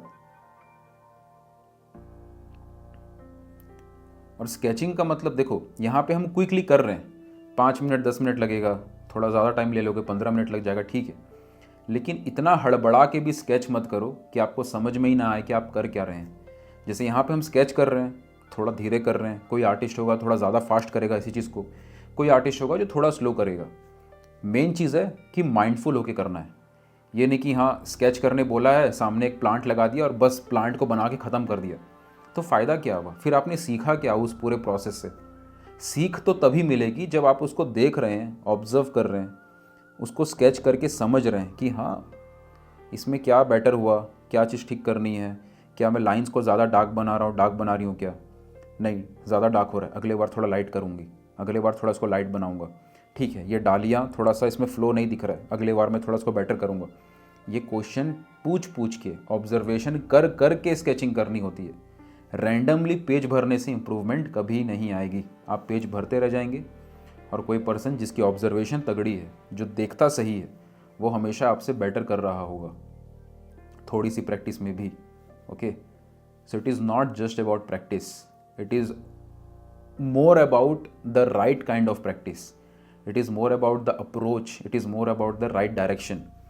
रैंडम प्रैक्टिस से किसी का भला नहीं होता किसी भी फील्ड में। ओके, किसी को सिंगर बन रहा है, वो रियाज़ कर रहा है, तो सुबह से रात तक रियाज़ नहीं करेगा, पहले देखेगा कि मेरा गला किस तरीके से है, मेरे में कौन किस तरीके से मैं रियाज़ करूं, क्या मेरा रियाज़ सही हो भी रहा है कि नहीं हो रहा है। ठीक कर कर के आगे बढ़ना होता है, ठीक कर कर के। तभी आप पाएंगे कि जब कोई एथलीट ओलंपिक्स की तैयारी करता है तो वो खोजता है कि कौन, किससे मैं सीखूं, कौन सा पर्सन मेरे को प्रॉपरली गाइड करे, क्योंकि उनको पता है कि सिर्फ प्रैक्टिस करनी काफ़ी नहीं है। अगर आपको टॉप लेवल पे पहुंचना है तो आपको प्रैक्टिस करनी है with proper guidance, with proper understanding, क्योंकि एक एक छोटी छोटी चीज़ बहुत ज़्यादा फर्क पैदा कर देती है कि आपकी क्वालिटी या आपकी अंडरस्टैंडिंग कितनी डीपर होगी। सीखना काफ़ी नहीं है, प्रैक्टिस काफ़ी नहीं है, सही से सीखना ज़रूरी है, सही से प्रैक्टिस करना ज़रूरी है, ऑब्जर्वेशन के साथ प्रैक्टिस करना ज़रूरी है, ये चेक करते करते प्रैक्टिस करना ज़रूरी है कि हमारी प्रैक्टिस सही से हो भी रही है कि नहीं हो रही है। तो बार बार एनालिटिकल होना, बार बार सेल्फ एनालिसिस करना, बार बार खुद को क्रिटिसाइज़ करते हुए आगे बढ़ना, ये सारी चीज़ें बहुत लोग कंसिडर ही नहीं करते। किसी ने बोल दिया प्रैक्टिस करो तो वो प्रैक्टिस किए जा रहे हैं अंधाधुन। ठहरो, थोड़ा सा बैक सीट लो, समझो कितनी सारी चीज़ें हैं जो कुदरत हमें ऑलरेडी बता रही हैं, बट हमने अपने दिमाग में इतनी जानकारियाँ भर ली है कि कुदरत की जानकारी हमें दिखनी बंद हो जाती है। कुदरत में हमें दिख रहा है, वो फ्लो उसके डालियों में दिख रहा है, बट वो नज़र के सामने होते हुए भी हम उसको देख नहीं पाते हैं, क्योंकि दिमाग में हमने हज़ार चीज़ें भर ली है। इमोशन, इमेजिनेशन, स्टोरी टेलिंग, हज़ार चीज़ें जो भरी है उसको निकालिए, सामने जो दिख रहा है उसको फॉलो करिए। ओके। और कहीं ना कहीं अगर आप देखोगे तो ये सारे ऑब्वियस पॉइंट्स हैं, बट हम इतना भाग दौड़ भरी ज़िंदगी में जी रहे हैं कि हमने इतना कॉम्प्लिकेट कर दिया सब चीज़ को, सुन सुन के हज़ार टेक्निक्स, ये मेथड नहीं। Just relax, basics, lines angle सही हैं, शेप सही हैं, ठीक है। उसका पैटर्न क्या बन रहा है, अगर पत्तों की बात कर रहे हैं तो पत्तों के शेप्स क्या बन रहे हैं, ठीक है। हल्का फुल्का हैचिंग करना है क्या, कर भी सकते हैं। डार्कनेस लाइटनेस की स्टडी कर रहे हैं तो हैचिंग शेड वगैरह कर सकते हैं। अगर हम डार्कनेस लाइटनेस के हिसाब से नहीं कर रहे हैं, सिर्फ लाइंस की प्रैक्टिस कर रहे हैं, तो हैचिंग को छोड़ सकते हैं, सिर्फ लाइंस तक बना के रहन दे सकते हैं। फिर लोग कंफ्यूज होते हैं कि हैचिंग अलग से कैसे सीखें, शेडिंग अलग से कैसे सीखें। हैचिंग, शेडिंग ये सब सीखने की चीज़ नहीं है। रिपीट कर रहा हूँ मैं, हैचिंग करना, शेड करना ये सब सीखने वाली चीज़ नहीं है। वैल्यूज़ को सीखिए, डार्कनेस लाइटनेस को देखना सीखिए। डार्कनेस लाइटनेस देखना सीख जाएंगे तो उसके हिसाब से पेंसिल, पेन, पेपर पे जो भी आप यूज़ कर रहे हो चलाना अपने आप आएगा। फिर सारा खेल प्रैक्टिस का रहेगा, फिर प्रैक्टिस करते करते वो फ्लो आएगा। तो अगर डार्कनेस लाइटनेस में यहाँ पे ऑब्जर्व कर सकता हूँ तो मैं हैचिंग पे डिपेंडेंट नहीं हूँ। मैं चाहूँ तो पेंट ब्रश ला के डायरेक्टली कलर से इस चीज़ की प्रैक्टिस कर सकता हूँ, डायरेक्टली ऑयल कलर से, वाटर कलर से, हर कलर मीडियम से काम कर सकते हैं। एक बार आराम से ऑब्जर्व करो, ये वाला सीन को देखो। यहाँ पे जो आप ये जो एरिया देख रहे हैं, यहाँ पे एक बार देखो, बीच में परछाई दिख रही है और साइड साइड में थोड़ी सी लाइटनेस दिख रही है। ओके, तो ये सारी चीज़ें कुदरत हमें ऑलरेडी दिखा रही हैं। तो एक बार जब हमने ड्रॉ कर लिया, सिंपल लाइंस में कन्वर्ट करके चीज़ों को बना लिया, शेप्स देख ली, अगर अब हम चाहते हैं उसमें थोड़ी डार्कनेस और लाइटनेस को भी स्टडी किया जाए, तो आप यहाँ से जब इन पॉइंट्स को आपने कंप्लीट कर लिया तो यहाँ पे आके मैं क्या कर रहा हूँ कि अब मैं हल्का फुल्का हैचिंग कर रहा हूँ फॉर माई अंडरस्टैंडिंग, कि हाँ थोड़ी सी डार्कनेस लाइटनेस यहाँ पे ऐड किया जाए। और हल्का फुल्का मैं यहाँ पे गमलों को भी हैच कर रहा हूँ, क्योंकि एक फ़्लो वहाँ पे मिल जाता है कि हाँ थोड़ा सा फ्लो यहाँ प्रैक्टिस हो जा रही है। तो कोई ऐसा कोई नियम कानून नहीं है कि स्केचिंग में ये करना ये नहीं करना है। जैसे कई लोग मुझे अगर देखेंगे कि मैं हैच कर रहा हूँ तो उनको लगेगा कि स्केचिंग में हैच करा जाता है। नहीं, पहले समझो उसका रीज़न क्या है। मैं यहाँ पे डार्कनेस लाइटनेस की स्टडी कर रहा हूँ, उस हिसाब से मैं पेन को चला रहा हूँ। ओके, बस सामने जो हमें चीज़ दिख रही है उसके कैरेक्टर को अंडरस्टैंड करने के लिए, कि वो फील आ जाए एक बार, वो फील हमारे स्केच में मिल जाए एक बार। और अगर मैं थोड़ा सा फील पाके संतुष्ट हूँ वो भी सही है। मैं चाहता हूँ थोड़ा सा और चीज़ें ऐड करूँ, थोड़ी और इन्फॉर्मेशन ऐड करूँ, वो भी सही है, कोई ऐसी बुरी बात नहीं है। ओके, बेसिकली हम अपना फील हमें समझ में आ जाता है थोड़ा बहुत स्केचिंग को करते वक्त ही। तो हल्का फुल्का यहाँ पे मैं हैच कर रहा हूँ, हल्का फुल्का शेड ऐड कर रहा हूँ, सो दैट एक ओवरऑल जो सामने प्लांट है उसका फील हमें समझ में आ जाए कि हाँ ये फील आ रहा है कि नहीं, ये स्केच को देख के ये सामने वाले प्लांट का फील आ रहा है कि नहीं। अगर वो फील कैप्चर हो जाता है, समझना इस चीज़ को, अगर ये थोड़ी सी स्केचिंग करके वो फील जो सामने उस प्लांट पे दिख रहा है अगर वो कैप्चर हो जाता है, तो ये बहुत ज़्यादा चांसेस है कि मैं इस स्केच के बेसिस पे, ये स्केच के कंक्लूजन के बेसिस पे, ये स्केच के प्रोसेस की अंडरस्टैंडिंग के बेसिस पे अगर मैं एक फाइनल पेंटिंग बनाऊंगा इस सामने वाले प्लांट का, तो वो पेंटिंग भी काफ़ी हद तक अच्छी लगेगी, क्योंकि मुझे वो फील को कैप्चर करना आ गया स्केच करते वक्त ही। लेकिन स्केच करते समय ही वो फील कैप्चर मैं नहीं कर पा रहा हूँ, तो अगर मैं एक डिटेल्ड आर्टवर्क भी बनाऊंगा इस प्लांट का, तो वो फील कैप्चर नहीं हो पाएगा। अभी जो मैंने लाइन बोली उसको रिपीट मोड में सुनिएगा। और ये जो गलती है, ये बहुत सारे लोग यूट्यूब पे या कहीं पे आप ट्यूटोरियल्स देखते हैं तो वहाँ पे ये सेम गलती होती है। हम क्या करते हैं, एक सब्जेक्ट ले लेते हैं, किसी की फ़ोटो ले लेते हैं, किसी एक्टर वगैरह की फ़ोटो ले ली, या किसी और का चेहरा ले लिया, या कोई फिगर ड्राइंग का फ़ोटो ले लिया, और आराम से बैठ बैठ के या मोबाइल पे जूम कर करके धीरे धीरे धीरे धीरे उसकी लाइन बनाते हैं, आउटलाइन कवर करते हैं, फिर उसको देख देख के धीरे धीरे धीरे धीरे डार्कनेस लाइटनेस ऐड करते रहते हैं करते रहते हैं करते रहते हैं करते रहते हैं, और हमें क्या मिलता है, एक डिटेल्ड हाइपर रियलिस्टिक आर्टवर्क हम बना लेते हैं। उसके बाद हमें ऐसा फील होता है कि हाँ ये अचीवमेंट हो गया, मतलब हम एक अच्छे लेवल पे पहुंच गए। अंडरस्टैंड, हाइपर रियलिस्टिक आर्टवर्क बनाना दुनिया का सबसे ईजी काम है, डिटेलिंग्स ऐड करना सबसे ईजी काम है। टफ काम यह है कि उस डिटेलिंग से पहले उस पूरे वर्क को समझना, उसके पूरे प्रोसेस को स्टडी करना। ओके, कि आप देख देख के आउटलाइन बना बना के आपने प्रॉपर कंप्लीट तो कर लिया, बट वहाँ पे फील जो है ना, जो एसेंस होता है उस सब्जेक्ट का, वो मिस हो जाता है। और वही सारी चीज़ें हमारे ओल्ड मास्टर्स के जितने आप वर्क्स देखेंगे, उसी से एक आर्टिस्ट की ना बहुत ज़्यादा एक डेफिनेशन मिल जाती है कि एक आर्टिस्ट कितना उस चीज़ को समझता है, कितनी उस सटलनेस को समझता है। और वो सटलनेस आम पब्लिक को उतनी समझ में नहीं आएगी जो आर्टवर्क से परे, जितनी जिनको समझ नहीं है। लेकिन जो ट्रेंड आंखें हैं, जो ट्रेंड या जो समझ रखते हैं उस फॉर्म की, उस आर्ट फॉर्म की, वो समझ पाते हैं। जैसे मूवीज़ के अंदर हल्के क्वालिटी का वीएफएक्स रहेगा तो आम जनता खुश हो जाएगी कि हाँ ये उड़ उड़ के मार रहा है, यहाँ पे एरोप्लेन आके क्रैश हो गया, कितना अच्छा लग रहा है। बट वहीं पे आप हॉलीवुड की मूवीज़ देखें, कितने बारीक लेवल पे उसको वो स्टडी करके बनाते हैं। ऐसा लगता नहीं है कि एनिमेशन है, ऐसा लगता है कि रियल में हो रहा है। ओके, जैसे बोलते हैं ना, एनिमेशन दिख रहा है कि आपका एनिमेशन किया गया है, मतलब ख़राब एनिमेशन है। एनिमेशन ऐसा होना चाहिए कि दिखे नहीं कि एनिमेशन है, लग रहा है कि सामने वाला एक्टिंग कर रहा है तो वो एक्टिंग बेकार है। आप उस कैरेक्टर के अंदर डूब जाते हैं तब समझ में आता है कि नहीं, क्या फील है, क्या एक्टिंग करी है, वो आपको तब रियलाइज़ होता है।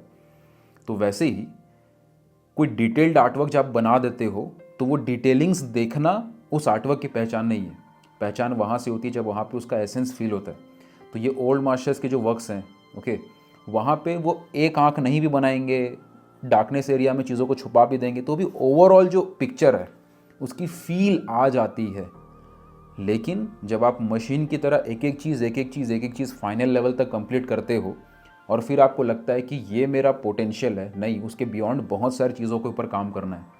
और ये जो फील है वो स्केचिंग बहुत हद तक हमें सिखाती है, क्योंकि स्केचिंग के अंदर हम ऐसी बहुत सारी चीज़ें स्टडी कर रहे होते हैं, बहुत सारी चीज़ों को समझ रहे होते हैं जो हमारे फाइनल वर्क के अंदर हम दिखाना चाहते हैं, चेंज करना चाहते हैं, एक्सपेरिमेंट करना चाहते हैं।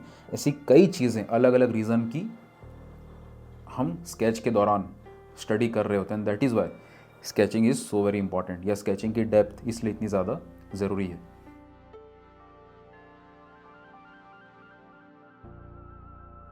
जब हम स्केच कर रहे हैं तो हम बीच बीच में देखते भी हैं कि इसमें और ऐड करें नहीं करें, ठीक है कि नहीं, सोचते रहना ज़रूरी है।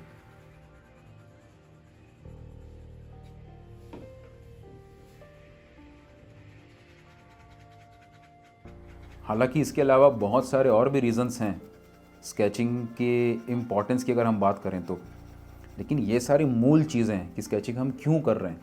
इम्पॉर्टेंस अगर आप देखेंगे तो बहुत सारे इम्पॉर्टेंस है कि कम समय मिल रहा है तो भी स्केचिंग आप करके अपनी प्रैक्टिस को कंटिन्यू कर पाते हो, आपका टाइम बच पाता है। इससे पहले कि आप फाइनल पीस पे जाओ, आप एक स्मॉल लेवल पे देख पाते हो कि हमारा फाइनल पीस अच्छा दिखेगा भी कि नहीं दिखेगा। तो अब इम्पोर्टेंस खोजने जाए तो स्केचिंग के से कई इम्पोर्टेंस निकल जाएंगी, बट उतना डीपली चीज़ों को रट्टा नहीं मारना है, ऊपर ऊपर से मेन पॉइंट्स को समझो, कोर पॉइंट्स को, कि स्केचिंग करते समय प्रैक्टिकली हम क्या चीज़ें देख रहे हैं। तो बैठिए और स्केच करते समय फोकस करिए कि रियल लाइफ से स्केच और करो आप। फ़ोटो से तो चलो क्या है, फ़ोटो जैसी आप निकाल लोगे, आप एक फाइनल रियल चीज़ की पेंटिंग की कुछ फ़ोटो निकाल लोगे, कुछ रियलिस्टिक चीज़ की फ़ोटो निकाल लोगे, तो आपका स्केचिंग का फील वहाँ नहीं आएगा। बट रियल लाइफ से ऑब्जर्व करके ट्राई करो स्केच करने का। सामने कोई प्लांट पड़ा हुआ है, कोई कुर्सी रखी हुई है, ओके, पर्दे हैं, कुछ भी है, कपड़े रखे हुए, कपड़े को मोड़ के फेंक दो सामने, बनाओ उसको।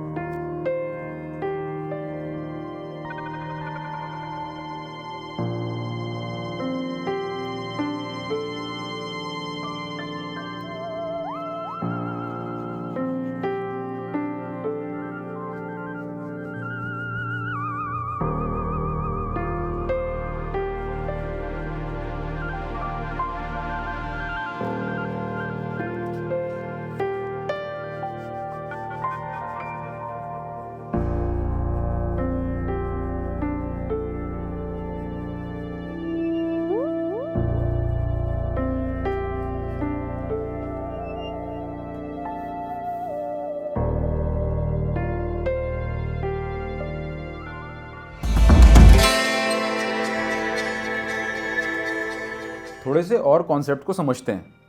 पहली बात तो स्केचिंग जो शब्द है, एक चीज़ समझिएगा कि स्केचिंग ड्राइंग से अलग नहीं है। ओके, अगर आप गूगल पे भी स्केचिंग का मीनिंग खोजेंगे तो वहाँ पे सिंपल ये मीनिंग आएगा कि हम जब स्केच करते हैं तो हम एक क्विक वे में, एक क्विक फॉर्म है वो ड्राइंग का। जब हम डिटेलिंग्स या फाइनल पेंटिंग, फाइनल आर्टवर्क कैसा दिखेगा, ये सब नहीं सोच रहे होते हैं, या डिटेल्स वगैरह पे हमारा फोकस नहीं होता है। हम मेनली क्विकली बना रहे होते हैं। जैसे हमने अभी समझा कि अलग अलग रीज़न भले ही हो सकते हैं, कि कभी हम लाइन क्वालिटी पे फोकस कर रहे हैं, कभी हम कॉम्पोजिशन को एक्सपेरिमेंट कर रहे हैं, कभी हम अपने फ्लो की प्रैक्टिस कर रहे हैं। रीजंस भले ही अलग अलग हो सकते हैं, लेकिन हर फ्लो में आपने जैसे देखा कि जब मैं थंबनेल स्टडी भी कर रहा था तो वो क्विकली कर रहा था। ऐसा नहीं कि आराम से एक एक लाइन खींच के सोच रहा हूँ क्या करूँ, बनाऊँ कि नहीं बनाऊँ, इसकी डिटेल्स करूँ, पेड़ के एक एक पत्ते को बनाऊँ, डिटेल्स बिल्कुल नहीं है। हाँ, थोड़ा स्लो कर सकता हूँ। अब हड़बड़ी का मतलब ये नहीं कि हड़बड़ाए जा रहे हैं, देखेंगे क्या होता है, सोच सोच के। अगर मैं थंबनेल स्टडी भी कर रहा हूँ, थंबनेल स्केच भी कर रहा हूँ, तो बस मैंने क्विकली एक बॉक्स बनाया, क्विकली कॉम्पोजिशन देखी कि ठीक लग रहा है कि नहीं लग रहा है, एक बार फील आ गया कि हाँ ठीक लग रहा है, तो अब मैं उसको धीरे धीरे करके फाइनल वर्क में बनाना स्टार्ट करूँगा। लेकिन इसको बनाते समय रुक रुक के सोचा जा सकता है कि मैंने क्विकली बॉक्स बनाया, थोड़ा सोचा कि हाँ हॉरिजॉन्टल लाइन थोड़ा नीचे कर दूँ, ऊपर कर दूँ, किसी का चेहरा बना रहा हूँ तो थोड़ा साइड में ले जाऊँ, सोच रहा हूँ भले ही, लेकिन आता है वो स्केच के अंदर कि हाँ एक क्विक फॉर्म है, हम डिटेल्स के बारे में नहीं सोच रहे, क्विक फॉर्म है, आइडिया लेने के लिए, एक ऑब्जर्वेशन के लिए, एक अंडरस्टैंडिंग के लिए, फिर फाइनल पेंटिंग आराम से बनाएंगे, क्योंकि फाइनल पेंटिंग के लिए हमें आइडियाज़ मिल गए। तो स्केचिंग के रीजंस अलग अलग हो सकते हैं, जब हम स्केच कर रहे होते हैं अलग अलग कारण से हम स्केच करते हैं, लेकिन होते हैं सारे क्विक। ओके, तो ये जो आप सुनते हैं कि जेस्चर बना दिया क्विक, क्योंकि फिगर ड्राइंग, हमें एक प्रॉपर फिगर ड्राइंग की स्टडी करनी है आराम से एक एक लाइन्स एंगल समझते हुए, तो वो लॉन्ग आवर स्टडी हो गया। लेकिन उसके फिगर तक जाने के लिए हमें क्विकली लाइन्स एंगल्स को क्विकली बनाना है, तो वो जेस्चर के अंदर, तो ये सारे स्केचेस हैं। ओके, तो स्केचेस ये समझ में आ गया आपको कि स्केच अलग अलग रीज़न से हो सकता है, अलग अलग मुद्दों के हिसाब से हम स्केच कर सकते हैं, अलग अलग दिमाग में जो चल रहा है, कभी कॉम्पोजिशन के लिए, कभी किसी चीज़ की स्टडी करने के लिए, लाइंस को स्टडी करने के लिए, कुछ भी रीजंस अलग अलग हो सकता है। इसलिए सारे स्केचेस अलग अलग भले दिखें, लेकिन स्केच तो स्केच है, डिटेल पे फोकस नहीं किया जा रहा है। अच्छा, अब ड्राइंग और स्केचिंग में फ़र्क क्या है? ड्राइंग और स्केचिंग में फ़र्क यह है कि ड्राइंग एक बड़ा शब्द है, ड्राइंग एक बड़ा शब्द है और स्केचिंग ड्राइंग का बस एक छोटा सा हिस्सा है। ठीक है, हर चीज़ को ड्राइंग बोल सकते हैं हम। क्या होती है ड्राइंग? ड्राइंग का मतलब है ड्रॉ करना। अगर मैं पेंसिल से एक लाइन खींच रहा हूँ, ये भी ड्राइंग है। धीरे धीरे खींच रहा हूँ तो भी ड्राइंग है। स्पीड खींच रहा हूँ तो भी ड्राइंग है। ठीक है, पेंट ब्रश से लाइन खींच रहा हूँ, उसको भी मैं ड्रॉ ही कर रहा हूँ। तो ड्राइंग का मतलब होता है ड्रॉ करना, किसी भी चीज़ को ड्रॉ करना, किसी भी चीज़ से ड्रॉ करना, किसी भी चीज़ पे ड्रॉ करना, किसी भी चीज़ को ड्रॉ करना, किसी भी चीज़ से ड्रॉ करना, किसी भी चीज़ पे ड्रॉ करना ड्राइंग है। अगर मैं पेंसिल से बना रहा हूँ, पेन से बना रहा हूँ, चारकोल से बना रहा हूँ, पेंट ब्रश से बना रहा हूँ, ड्रॉ है, ड्रॉ कर रहा हूँ तो ड्राइंग है। कैनवस पे बना रहा हूँ, पेपर पे बना रहा हूँ, किसी के शर्ट पे बना रहा हूँ, दीवार पे बना रहा हूँ, हाथ पैर पे बना रहा हूँ, ड्राइंग ड्राइंग है। फेस बना रहा हूँ, लैंडस्केप बना रहा हूँ, फिगर ड्राइंग बना रहा हूँ, मंडाला आर्ट वर्क कर रहा हूँ, डिज़ाइंस वगैरह कर रहा हूँ, ड्राइंग ड्राइंग है। तो ड्राइंग एक बहुत बड़ा वर्ड है। ठीक है, स्केचिंग ड्राइंग का बस एक छोटा सा हिस्सा है। कि जैसे ड्राइंग में हम किसी भी चीज़ को बनाते हैं, किसी भी चीज़ पे बनाते हैं, किसी भी चीज़ से बनाते हैं, हर चीज़ ड्राइंग है। वैसे ही जब हम स्केच करते हैं तो किसी भी चीज़ पे स्केच करो, किसी भी चीज़ से स्केच करो, किसी भी चीज़ को स्केच करो, स्केचिंग स्केचिंग है। बस वही ड्राइंग का फॉर्म को हम थोड़ा फास्ट कर रहे हैं, बिना डिटेलिंग की चिंता किए बिना। तो अगर मैं पेंट ब्रश से भी स्केच कर रहा हूँ तो भी स्केचिंग है वो। मैं जैसे मैंने आपको थंबनेल बना के दिखाया, मैंने पेन से क्विकली थंबनेल स्टडी किया। हो सकता है मैं पेंट ब्रश से क्विक थंबनेल्स बना रहा हूँ, वो भी बोल सकते हैं कि हाँ हमने वाटर कलर से स्केच किया, या ऑयल से थंबनेल बना रहा हूँ, हमने ऑयल कलर से स्केच किया। तो स्केच ड्राइंग इन सब का ताल्लुक नहीं है किसी भी टूल से, किसी भी मीडियम से, किसी भी सब्जेक्ट से। टूल मीडियम सब्जेक्ट पता है आपको? टूल मतलब पेंसिल से, पेन से, चारकोल से वगैरह वगैरह जो भी टूल इस्तेमाल कर रहे हैं, कॉटन, डंडा, पत्थर, जो भी टूल आप बना रहे हो बनाने के लिए, टूल से कोई मतलब नहीं है। किसी भी मीडियम से कोई मतलब नहीं है कि हम ऑयल कलर कर रहे हैं, वाटर कलर कर रहे हैं, चारकोल कलर कर रहे हैं, कलर से मतलब नहीं है। किसी भी सरफेस से मतलब नहीं है। ठीक है, कि आप पेपर बना रहे हो, कैनवस बना रहे हो, या किसी भी सब्जेक्ट से मतलब नहीं है कि आप चेहरा बना रहे हो, लैंडस्केप बना रहे हो, कुछ भी, कोई भी सब्जेक्ट, कोई भी कलर, कोई भी टूल्स, जो भी है, जब आप उसको ड्रॉ करते हो तो वो ड्राइंग है। अगर आप क्विक फॉर्म में काम कर रहे हो तो वो स्केचिंग है। ठीक है, ये हो गया एक चीज़। एक और कॉन्सेप्ट समझते हैं जिसको बोलते हैं लॉन्ग आवर स्टडी, और एक होती है शॉर्ट आवर स्टडी। ओके, अब sketching mainly short hour studies की तरह, जैसे नाम से ही पता चल रहा है ना कि एक लॉन्ग आवर स्टडी है, लंबा टाइम लगेगा इसमें, लॉन्ग आवर। अब लॉन्ग आवर कितना लॉन्ग होगा उसका कोई डेफिनेशन नहीं है, शॉर्ट आवर कितना शॉर्ट होगा इसका कोई डेफिनेशन नहीं है। ये बस वर्ड्स हैं कॉन्सेप्ट क्लैरिटी के लिए। ऐसा कोई स्पेसिफिक रट्टा मारने या लिख के नोट्स बनाने वाली बातें नहीं है, बस समझ जाओ दिमाग के लिए, क्लैरिटी के लिए बस, कि जब हम लोग ऐसे बात करते हैं कि हम एक लॉन्ग आवर स्टडी कर रहे हैं तो हम एक किसी चीज़ को, किसी सब्जेक्ट को धीरे धीरे स्टडी कर रहे हैं, थोड़ा ज़्यादा टाइम लगा के। शॉर्ट आवर स्टडी कर रहे हैं तो हो सकता है 5 मिनट भी हो, आधा घंटा भी हो, 1 घंटा भी हो। अब स्केचिंग मेनली एक शॉर्ट आवर स्टडी का हिस्सा है कि हम स्केच कर रहे होते हैं। तो इतना कंफ्यूज मत होना, बस ऊपर ऊपर से कॉन्सेप्ट क्लियर कर लो कि ये सारी चीज़ें होती हैं, ये सारी चीज़ें हम आर्ट वर्क बनाते वक्त यूज़ करते हैं या समझते हैं। अब आराम से चलते हैं। ये प्लांट आप देख रहे हो, ये प्लांट हमें देखने में कॉम्प्लेक्स लग रहा है, डिफिकल्ट सा लग रहा है, खिचड़ी बनी हुई है पूरी, एक डाली इधर, एक डाली उधर, पत्ते बिखरे हुए, इतनी सारी चीज़ें। तो ये हमें दिखाई दे रहा है, बट ऑब्जर्वेशन कैसे करते हैं अब वो समझते हैं। ठीक है, शुरू से चलते हैं, स्टेप बाय स्टेप समझते हैं चीज़ों को। पहले हमने ये सब्जेक्ट देखा, अब ये सब्जेक्ट कॉन्सेप्ट समझना, कॉपी नहीं करेंगे, कॉन्सेप्ट समझेंगे। अगर ये कॉन्सेप्ट समझ में आ गया तो ये सेम कॉन्सेप्ट, ये प्लांट की जगह में कोई इंसान हो, 10 इंसान एक साथ खड़े हों, हाथी दौड़ रहा हो, ओके, जानवर अलग अलग एक साथ बैठे हों, दुनिया का कोई भी सब्जेक्ट हो, तरीका समझ में आ गया तो कोई भी सब्जेक्ट आप कर ले जाओगे। इस सब्जेक्ट का एग्जाम्पल ज़रूर ले रहे हैं, बट इसको हम एज इट इज़ कॉपी नहीं कर रहे हैं, हम बेसिक कॉन्सेप्ट समझ रहे हैं जो बाकी जगह भी लागू हो सके। तो हमने एक सब्जेक्ट देखा, सब्जेक्ट क्या है? हमारा प्लांट है। प्लांट बहुत कॉम्प्लेक्स है, बहुत सारे पत्ते बिखरे पड़े हैं। पहला दिमाग में घंटी बजी कि ये तो डिफ़िकल्ट है, ये तो कॉम्प्लिकेटेड है, ये तो कन्फ्यूजिंग है, जो कि ठीक बात भी है। लेकिन अगर किसी पर्सन के लाइंस, एंगल्स, प्रपोर्शन सही हैं तो उसका पहला पॉइंट तो क्लियर हो जाएगा, उसके वो फंडे क्लियर है, fundamentals. That is why I always tell कि फंडामेंटल्स और प्रिंसिपल से बड़ी चीज़ नहीं है आर्ट की फील्ड में। अगर ये क्लियर है तो सब क्लियर है, अगर ये क्लियर नहीं है तो आप कितना भी मेहनत कर लो, कितना भी इमेजिनेशन, ऑब्जर्वेशन, कितनी भी चीज़ें सुन लो, कितना भी इमोशन, ये वो कितना भी चीज़ सुन लो, कोई काम का नहीं है। सब कुछ है drawing fundamental principles. Fundamental clear होने चाहिए, प्रिंसिपल्स क्लियर होने चाहिए, दुनिया क्लियर हो जाएगी। ठीक है, तो फंडे अगर क्लियर है कि यहाँ लाइंस हैं, इसकी चौड़ाई कितनी है, इसकी लंबाई कितनी है, ये गमले की लंबाई चौड़ाई अगर हमें समझ में आ रही है, गमले के कंपैरिजन में पत्ते कितने ऊपर तक गए हैं, कितने बाहर तक गए हैं, ये लाइंस और एंगल्स का खेल है। लाइंस, एंगल्स, उन सब की प्रपोर्शंस, तो ये फंडे में आता है। अगर ये फंडा क्लियर है तो कोई भी सब्जेक्ट हो, सामने वाला इतना तो बना ही लेगा कि ये चीज़ इतनी बड़ी है, यहाँ तक लाइंस हैं, एंगल्स हैं, ये सब ठीक है। अब जब ये वाला स्टेप क्लियर हो जाता है आपका, आपके लाइंस, एंगल्स, प्रोपोर्शंस, ये सब सही आपको समझ में आ रहा है, तो अगला स्टेप आता है ऑब्जर्वेशन का। अब अगले स्टेप ऑब्जर्वेशन में हम ये देखते हैं कि इनकी शेप्स कैसी है और इसकी डार्कनेस, लाइटनेस कैसी है।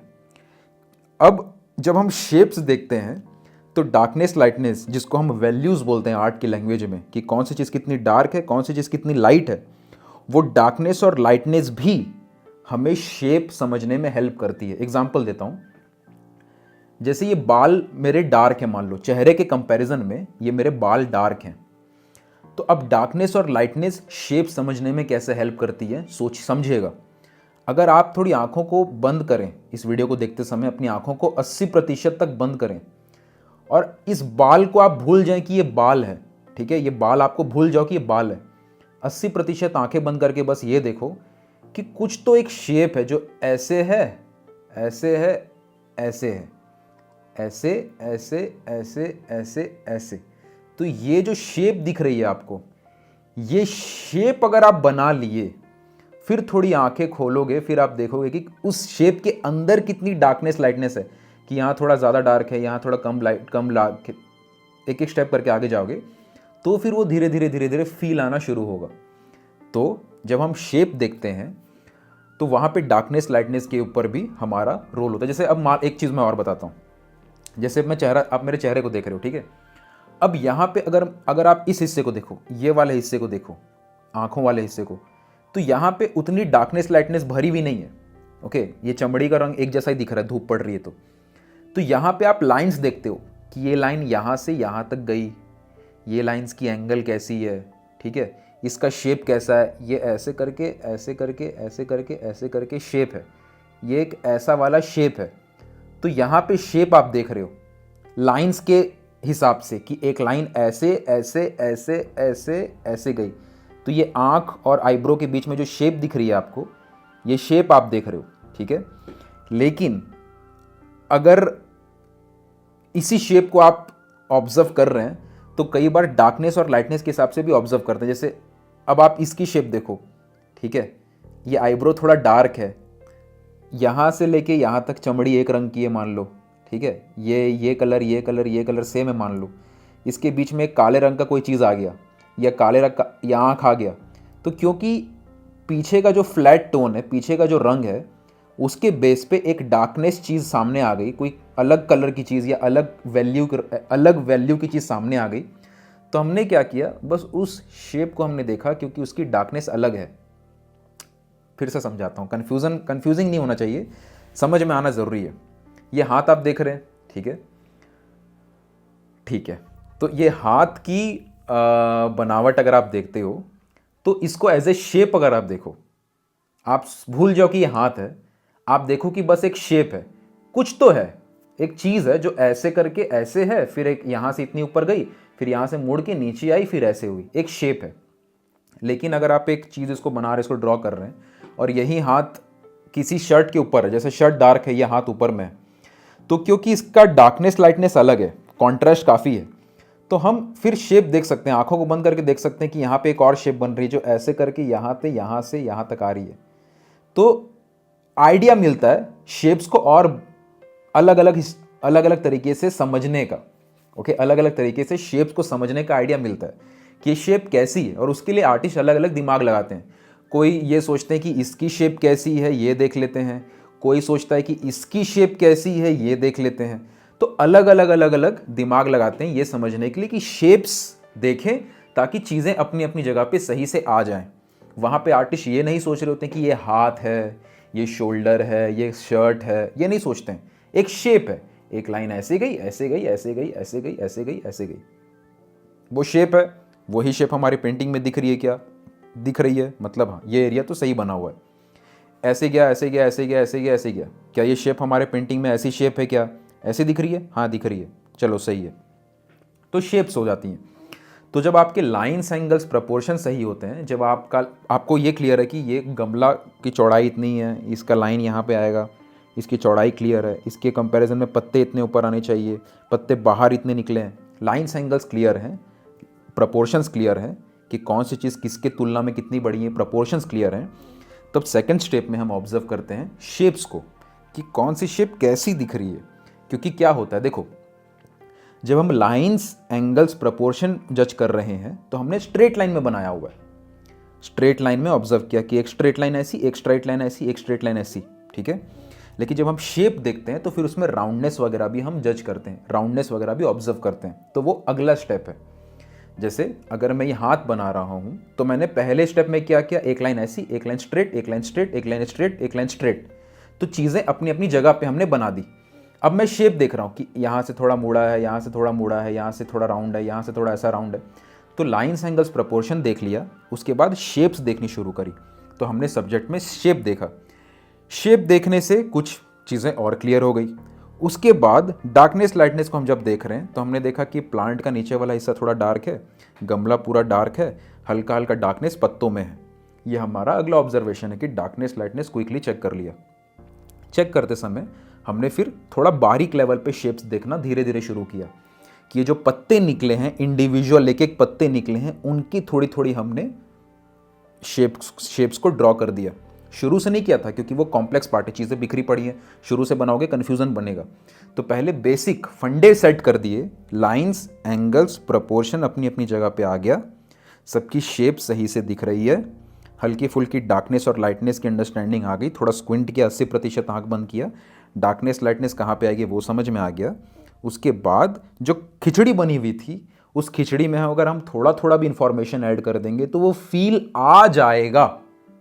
अगर हम ये खिचड़ी में पहले ही घुस जाते, पहले ही स्टेप में अगर एक एक पत्ता बनाना शुरू कर देते बिना उन फंडों को सेट किए, तो आर्टवर्क गंदा ही दिखता, भले आप कितनी भी डिटेल्स कर देते वो फील नहीं आता। वो कैरेक्टर्स की अंडरस्टैंडिंग, वो इमोशन जो हम बोलते हैं ना, कैरेक्टर इमोशन, वो सब चीज़ें इस लेवल पे आती हैं।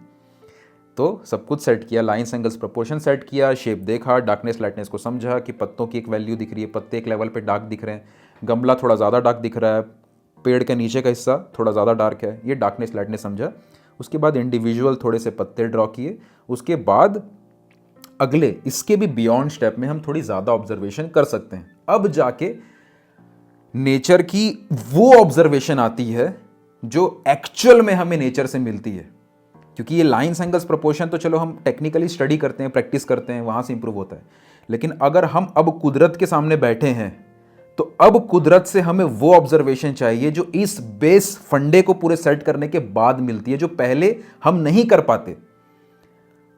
अब वो ऑब्जर्वेशन क्या है, अब देखिए, जैसे जो पत्ते सामने हैं वो जितने डार्क हैं उसके कंपैरिजन में जो पीछे के पत्ते हैं वो ज़्यादा डार्क हैं। ओके, तो अगर हम पीछे के पत्तों को थोड़ा ज़्यादा डार्क ऐड करें तो ऑटोमेटिकली सामने के पत्ते अपने आप हाईलाइट हो जाएंगे।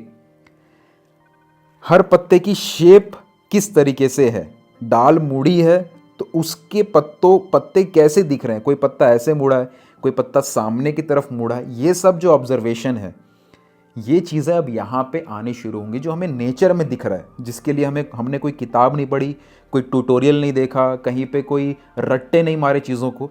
यहाँ पे आपको नेचर सिखानी शुरू करती है, नेचर से आप सीखते हो। इसीलिए नेचर में हमें बहुत इन्फॉर्मेशन मिलती है। हम कोई भी चीज़ कुदरत में देखते हैं ना, कहीं पे धूप पड़ रही है, छाँव आ रही है, छाँव कितनी डार्क है, कितनी लाइट है, धूप में कितनी डार्कनेस या धूप में कितना उजाला दिख रहा है, वो धूप कितनी कड़क है कि उसके कंपैरिजन में छाँव बहुत ज़्यादा डार्क दिख रही है क्या, कॉन्ट्रास्ट कितना है धूप और छाँव के बीच में, कोई चीज़ पास है तो कितनी, उसमें क्या उसके एजेस कैसे हैं, शार्प एजेस हैं। जैसे ये हाथ अगर पास है तो इसकी एक एक लाइन आपको दिखेगी, ये दूर रहेगा तो आपको ब्लरी सा दिखेगा, थोड़ा धुंधला दिखेगा, थोड़ी डिटेल्स कम दिखेंगी। ये जो चीज़ें नेचर में भी दिखती है वो सारी चीज़ें आपको नेचर में बैठ के ही समझ में आएंगी उसको आपको ऑब्जर्व करते रहना पड़ेगा कि ये अगर हाथ के ऊपर हाथ आ रहा है तो यहाँ जो परछाई बन रही है वो उसकी शेप कैसी है, उसकी डार्कनेस लाइटनेस कैसी है, वो नेचर को आपको ऑब्जर्व करते रहना पड़ेगा। लेकिन नेचर की ऑब्जर्वेशन तक जाने से पहले, उससे पहले के जितने ऑब्जर्वेशंस हैं, भले वो लाइन्स एंगल्स की हो, प्रपोर्शंस की हो, शेप्स की हो, डार्कनेस लाइटनेस की हो, वो सब थोड़ा सा क्लैरिटी हो जाना चाहिए। तब जाके आप एक एक स्टेप और नेचर को खुद खोद सकते हो। तब जाके आपको जो हम सोचते हैं कि ये जो मास्टर वर्क्स हम देखते हैं वहाँ तक हम जा सकते हैं, उस तरफ जाया जा सकता है। ओके, तो ये पॉइंट बहुत ज़्यादा ज़रूरी है समझना कि आप छलांग नहीं मार सकते डायरेक्टली कि मुझे वो करना है, क्योंकि अगर आप छलांग मार रहे हो कि मुझे वो करना है और ये सब छूट गया तो कभी भी ना तो वो हो पाएगा ना तो ये कभी ठीक हो पाएगा। तो पहले स्टेप बाय स्टेप ठीक करो, जितना कॉम्प्लेक्स करना है, जितना डिफिकल्ट सब्जेक्ट ट्राई करना है करो, नेचर में अलग अलग प्लेन है स्टडीज़, आउटडोर जाके स्टडीज़ करना है करो, लेकिन फोकस करो कि आपके फंडे, आपके लाइन्स एंगल्स प्रपोर्शन कम से कम वो ठीक होते रहें। वो ठीक होते रहेंगे तो जितनी ज़्यादा ऑब्जर्वेशन होगी वो उसके ऊपर आके उसको और बेटर कर पाएंगे, खराब नहीं करेंगे। ओके, तो जैसे कि हमने गूगल पे सर्च किया जॉन सिंगर सार्जेंट के बारे में। अब जॉन सिंगर सार्जेंट के आप ये वाले स्केच को देखो, ये स्केच में इन्होंने सिर्फ पोर्ट्रेट के एक क्विक स्केच किया है, सो दैट उन्होंने लाइट एंड शेडो की फैमिली को एक सेपरेशन दिया है और उसका स्केच इन्होंने क्विकली किया है। ओके, तो यहाँ पे इनका मेन गोल था कि एक क्विक पोर्ट्रेट स्केच करें और उसमें जो ओवरऑल लाइट एंड शेडो की फील आ रही है, ओवरऑल जो कॉम्पोजिशन फील आ रहा है, उसका स्केच उन्होंने क्विकली किया। अब इसी चीज़ को जब वो फाइनल पेंटिंग बनाएंगे तो अपने स्केच को रिफ़र भी कर सकते हैं। इस स्केच में उन्होंने सिंपल एक स्केच किया है, स्टडी किया है हेड के पोजीशन का।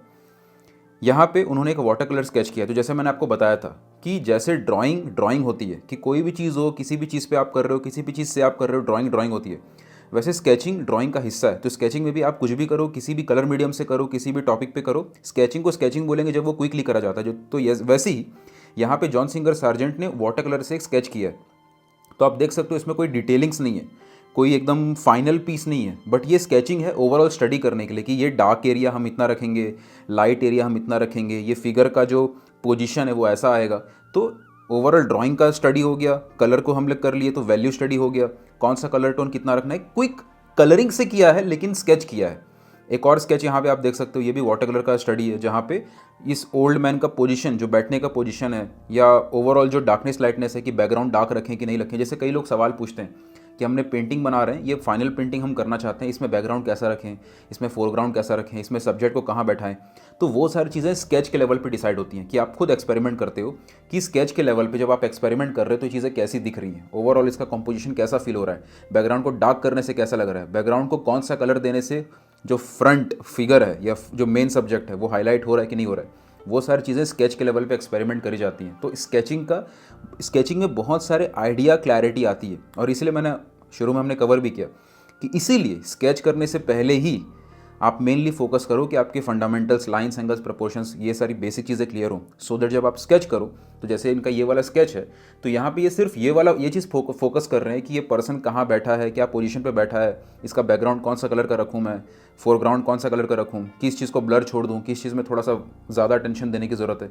तो ये सब चीज़ों की जब दिमाग लगाया जा रहा है तब हम लोग ये चीज़ को दिमाग नहीं लगा सकते कि मेरा लाइन सही बैठ रहा है कि नहीं, मेरे एंगल्स तो कहीं गड़बड़ नहीं हो जाएंगे, मेरे प्रपोर्शन सही हो रहे हैं कि नहीं। वो सब पहले से सही होना चाहिए, तब जाके स्केचिंग में ये सारी जो बाकी चीज़ें हैं जो आप फाइनल पेंटिंग में करना चाहते हैं वो सारे सवाल आप स्केच के लेवल पे क्लियर कर पाएंगे। भले आप पेंसिल से स्केच कर रहे हो, भले आप कलर से स्केच कर रहे हो, और आप देख रहे हो कि कौन सा कलर टोन हम अपने फाइनल पेंटिंग में दिखाने वाले हैं, वो सारी अलग अलग रीज़न जो आपका है आप स्केचिंग के दौरान उसको यूज़ कर पाएंगे, क्योंकि स्केचिंग में कम समय लगता है। उसी समय आप बहुत सारे जो आपके थॉट्स हैं, जो आपकी स्टडीज़ हैं, जो आपका रीज़न है कि किस रीज़न से आप वो स्केच कर रहे हो, आप क्विकली यहाँ पे करके देख सकते हो। तो यहाँ पे आप देख सकते हो फिर उन्होंने फाइनल पेंटिंग बनाई। अब ये इनका पूरा लॉन्ग आवर स्टडी कि प्रॉपर इन्होंने पहले स्केच किया कि फिगर ड्राइंग बनाएंगे तो वो कैसा लगेगा, उसका बैकग्राउंड क्या रखेंगे, फोरग्राउंड क्या रखेंगे, कलर टोन कैसा रखेंगे, स्केच में कर लिया। अब जब फाइनल पेंटिंग बना रहे हैं तो उनको आइडिया है कि जब पेंटिंग कंप्लीट होगी तो ओवरऑल फील कैसा आएगा, उनको वो आइडिया पहले से स्केचिंग के लेवल पे मिल जाता है। तो फाइनल पेंटिंग के सक्सेसफुल होने के चांसेस काफ़ी ज़्यादा बढ़ जाते हैं। लेकिन आप डायरेक्टली फाइनल पेंटिंग बनाओगे स्केच के लेवल पे अंडरस्टैंडिंग को क्लियर किए बिना, और पता चला आपने 10 दिन लगा दिया एक पेंटिंग को कंप्लीट करने में, और कंप्लीट होने के बाद वो विजुअली अच्छी नहीं लग रही है, उसके कलर टोन्स, बैकग्राउंड क्या रखना है, फोरग्राउंड क्या रखना है, अच्छे नहीं दिख रहे हैं, उसके कॉम्पोजिशन अच्छा नहीं दिख रहा है, तो वो 10 दिन मेहनत करके कोई फ़ायदा नहीं। And that is Y sketching के लेवल पे इतनी सारी स्टडीज़ करी जाती हैं। तो ये वाला पोर्ट्रेट जैसे आप देख सकते हैं, ये फाइनल पेंटिंग है। यहाँ पे प्रॉपरली इन्होंने एक पोर्ट्रेट को कंप्लीट किया है कि उसका ड्रेस का जो वॉल्यूम है वो फील आ रहा है, जो पोर्ट्रेट का कंप्लीट इमोशंस हैं वो व्यूअर तक वो दर्शा रहे हैं। प्रॉपर डिटेल लेवल तक काम किया। और डिटेल का मतलब ये नहीं कि एकदम बारीक लेवल को डिटेल्स बोलते हैं।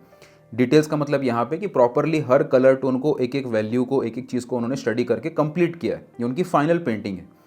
यहाँ पे जैसे कि आप देख सकते हो, ये वाली भी उनकी एक फाइनल पेंटिंग है। देख के समझ में आ जाएगा कि उनकी फाइनल पेंटिंग है। उन्होंने कंप्लीट फिगर ड्राइंग को बना के बैकग्राउंड फोरग्राउंड क्या रखना है सब कुछ किया है। अगेन मैं रिपीट कर रहा हूँ, डिटेल का मतलब ये नहीं होता कि एक एक चीज़ बाल की खाल बनाना। डिटेल का मीनिंग हर इंसान के लिए अलग हो सकता है। किसी का डिटेल का मीनिंग हो सकता है कि एक एक बाल बनाना, किसी का डिटेल का मीनिंग ये हो सकता है कि हमने बेसिक टोन देने के बाद थोड़ा और वैल्यू ऐड किया, थोड़ी और ज़्यादा इन्फॉर्मेशन ऐड करी, हमारा डिटेल्स इतना ही है। तो जॉन सिंगर सार्जेंट के केस में कभी भी वो बहुत बारीक लेवल तक चीज़ों को नहीं बनाते थे, ब्रश स्ट्रोक्स में काम करते थे। उनका आर्टवर्क बहुत लूज स्टाइल का था, लेकिन ये उनके फाइनल पेंटिंग है, ये देख के बताया जा सकता है।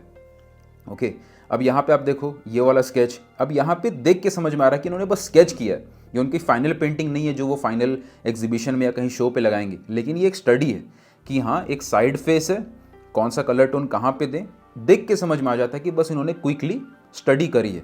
तो ऐसे ही कई सारे आर्टिस्टों के जब आप वर्क्स देखेंगे तो आप देखेंगे उनके फाइनल वर्क्स में और उनके स्केच वर्क में कितना डिफरेंस है। तो हमने जॉन सिंगर सार्जेंट के कुछ वर्क्स देखे, आप भले डविंची के वर्क देखो, आप रैम्ब्रांड के वर्क देखो, आप सर्च करो रैम्ब्रांड का स्केच वर्क्स, आप सर्च करो रैम्ब्रांड की पेंटिंग्स, फ़र्क दिखेगा स्केचिंग में और फाइनल पेंटिंग्स में।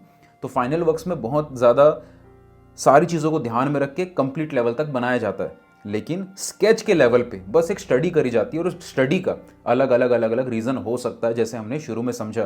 तो यहाँ पे अगर ये डिफरेंस आप देख रहे हो अलग अलग आर्टिस्टों के, जैसे विंची का आप काम देखो, जैसे आप यहाँ पे रैम्ब्रांड के वर्क्स देखो, फाइनल पेंटिंग को देखो, स्केच वर्क को देखो, स्केच में कितना लूज वे में स्टडी करा गया है। कहीं पे हम जेस्चर देख रहे हैं कि ये बॉडी फिगर सही आएगा कि नहीं आ रहा है, फील आ रहा है कि नहीं, बॉडी की मूवमेंट में फील दिख रहा है कि नहीं दिख रहा है। कहीं पे हम देख रहे हैं कॉम्पोजिशन वाइज सही दिख रहा है कि नहीं। हम पोर्ट्रेट बनाएंगे, एक फाइनल पोर्ट्रेट बनाने से पहले पूरे पिक्चर में चेहरा कहाँ पे आए तो ज़्यादा बेटर लगे।